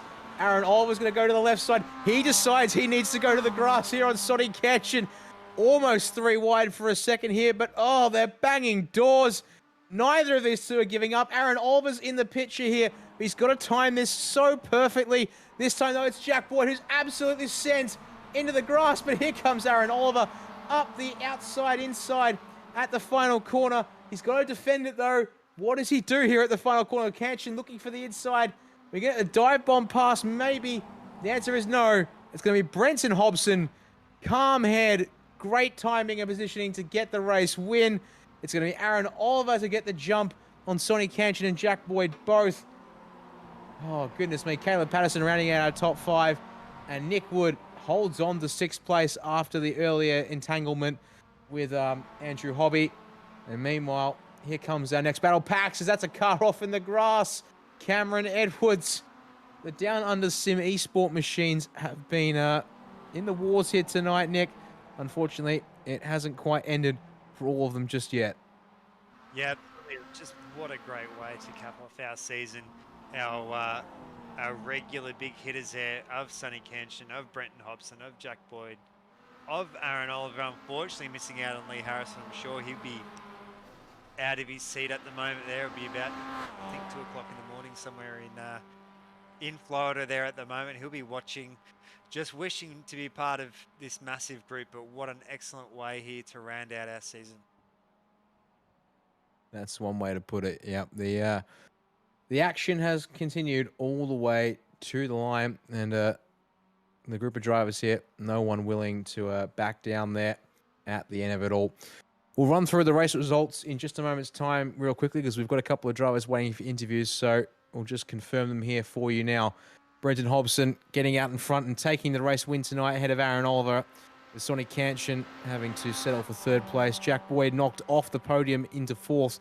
Caleb Patterson not quite there to be able to capitalise. Will settle for 5th ahead of Nick Wood, finishing about half a second clear of Damien Seeger in the end of it all there in 7th place. It was Ray Oliver just behind Damien for 8th, and then back to Steve McMahon and Luke Claver to round out our top 10 here, Nick. Yeah, outside of that, Glenn Boyd, such a solid effort there in 11th place. Simon Joel Smith, Wayne Losh, I think, possibly the leader of the Pro-Ams there. Cameron Edwards, Jacques Swampole as well. Great first race there by Jacques. Moz Moroz there in 16th. Brody Cook in 17th. Tom Huggin, Brenton Bull and Dale Carpenter, unfortunately having that first lap incident there while leading. Yeah, not the way Carpenter would have wanted that race to go. So over the page, we see Owen Coleman and Kyle Ridley, the last 2 drivers to finish on the lead lap. And then into our lap down finishes and retirees. Liam Caplice, 23rd and 3 laps down. Andrew Hobby, 24th and 5 laps down. And then Lucas McAuliffe, early retirement there from 25th, along with then Glenn Wood, 26th, and then Nicholas Scaife retiring without a single lap complete, unfortunately, for him there tonight. Well, we've got one driver awaiting an interview here, so we'll bring him in to the box tonight. It's Aaron Oliver, having survived the carnage, the chaos, and coming through for 2nd place in race number 2 tonight. It was a pretty crazy race there to end that one. He started well with a good race 1 there and taking that early pit stop. Sort of walk us through the night from your perspective, if you can, Aaron. Yeah, for sure, boys. Yeah, it was a bit of a crazy end to the night, wasn't it? Certainly something to take in afterwards. Right now, still got the adrenaline pumping, that's for sure. But yeah, obviously the way that the strategy worked tonight was you needed to get your pit stop out of the way as soon as possible. Easiest way for us was to do it in race 1, get it out of the way, and just try and move as far up the grid as possible. We were fortunate enough to do that, and we finished, I think, P10 in that first race, so it gave us a good starting position for the second race. And yeah, on that first lap, you just got to try and move with the boys in front of you that had already pitted the race before, and just try and keep with them. Obviously, you don't want too big of a gap to build up between you, so wherever they go, you pretty much go, and that's how the race went on for 10 or so laps, and swapping the positions back to the end, and that's for sure. And I was lucky enough to come through for 2nd on that last corner. I just waited it out, so couldn't be happier, that's for sure. Great to hear that indeed. Yeah, so I guess really sort of summarising it all quite nicely there for you. I guess maybe not quite the pace the guys had out the front to be able to get there and then say lead per se, but able to run with them quite nicely there as a group and just slot in to the train, I guess. And you're also saying there, yeah, no real need to try and make the early moves and just wait for that last lap, because as it does turn out, both Sonny Canchin and Jack Boyd were making all the moves for you, I guess you could say, and open the door right there at the end of the race. Well, yeah, that's exactly right. I think I didn't need to push to a full 100%. Just bring it back 95% and just stick there. You just want to try and buy the ticket to the end. And as you've seen in those last couple of laps, it started to really get hectic. And yeah, those two came together, and I was able to drive them through. So couldn't be happier. Yeah, they did. Done a nicer job there. Unfortunately, Brendan Hobson able to sneak away to get the race win there. So well done with second place. Before we wrap it up, just you want to say thanks to those who get it done for you there, and anyone else to shout out here tonight? Yeah, certainly. Can't thank all the boys behind the scenes that helped run this league. We've 3 seasons into it now, so it's been it's going on, and I couldn't be happier with them and can't thank them enough. Obviously we can't do it without our league partners and that, and then our personal team sponsors, which is Palmer's skincare products, Phoenix Smokers, Penrite Oil, Simworx Extreme Simulators, Joe Morano from Harcourt's Real Estate, Motivate Training, Repco Australia, NB World and Engineering Co., Revolution Race Gear Adelaide, Living the Dream Australia, Murray Bridge Batteries, Open Pit Lane, and yeah, thanks boys. Thanks very much, Aaron. Well done on that race result, and another solid season overall from you as well. Well, unfortunately, that's all the interviews we've got for tonight, Nick, as we haven't seemed to receive any of the other podium finishes. But that was quite the crazy finish there.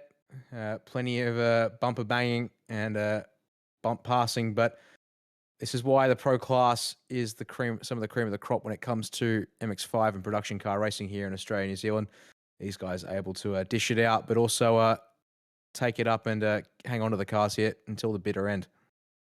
Yeah, absolutely, and it's always great. We usually do see at the conclusion every season, we always get one of the Simworx Extreme Racing crew out here as well. So great work there by Aaron Oliver, as well as getting all our sponsors in there. So not forgetting KP Tech, Automotive Towing, Aussie Carts. We did mention Palmer's before, Rinaldi Race Labs, Phoenix Smokers, Motorsport Haulers, our new roof space renovators there as well. So taking on a new sponsor here as well, and not forgetting Simworx, our title sponsor. So what a great season. I think we're really going to be lining up for some great more seasons to come. Indeed. We expect to see the Simworx Roadster Rumble back in the near future. We'll hope to have news of that coming soon enough, but stay tuned for that. In the meantime, that will wrap us up for tonight here, Nick. Thank you all for watching, everyone here on SimSpeed TV with the Simworx Roadster Rumble. My name is Daniel Yeaman. It's been Nick Scrave alongside me in the commentary box and Scott Fontaine in production. SimSpeed is back tomorrow night, Wednesday, for the Southern Cross Esports Summer Series, next round of their championship, along with plenty more action later on during the week. But for now, thank you all very much for watching. Take care, and bye for now.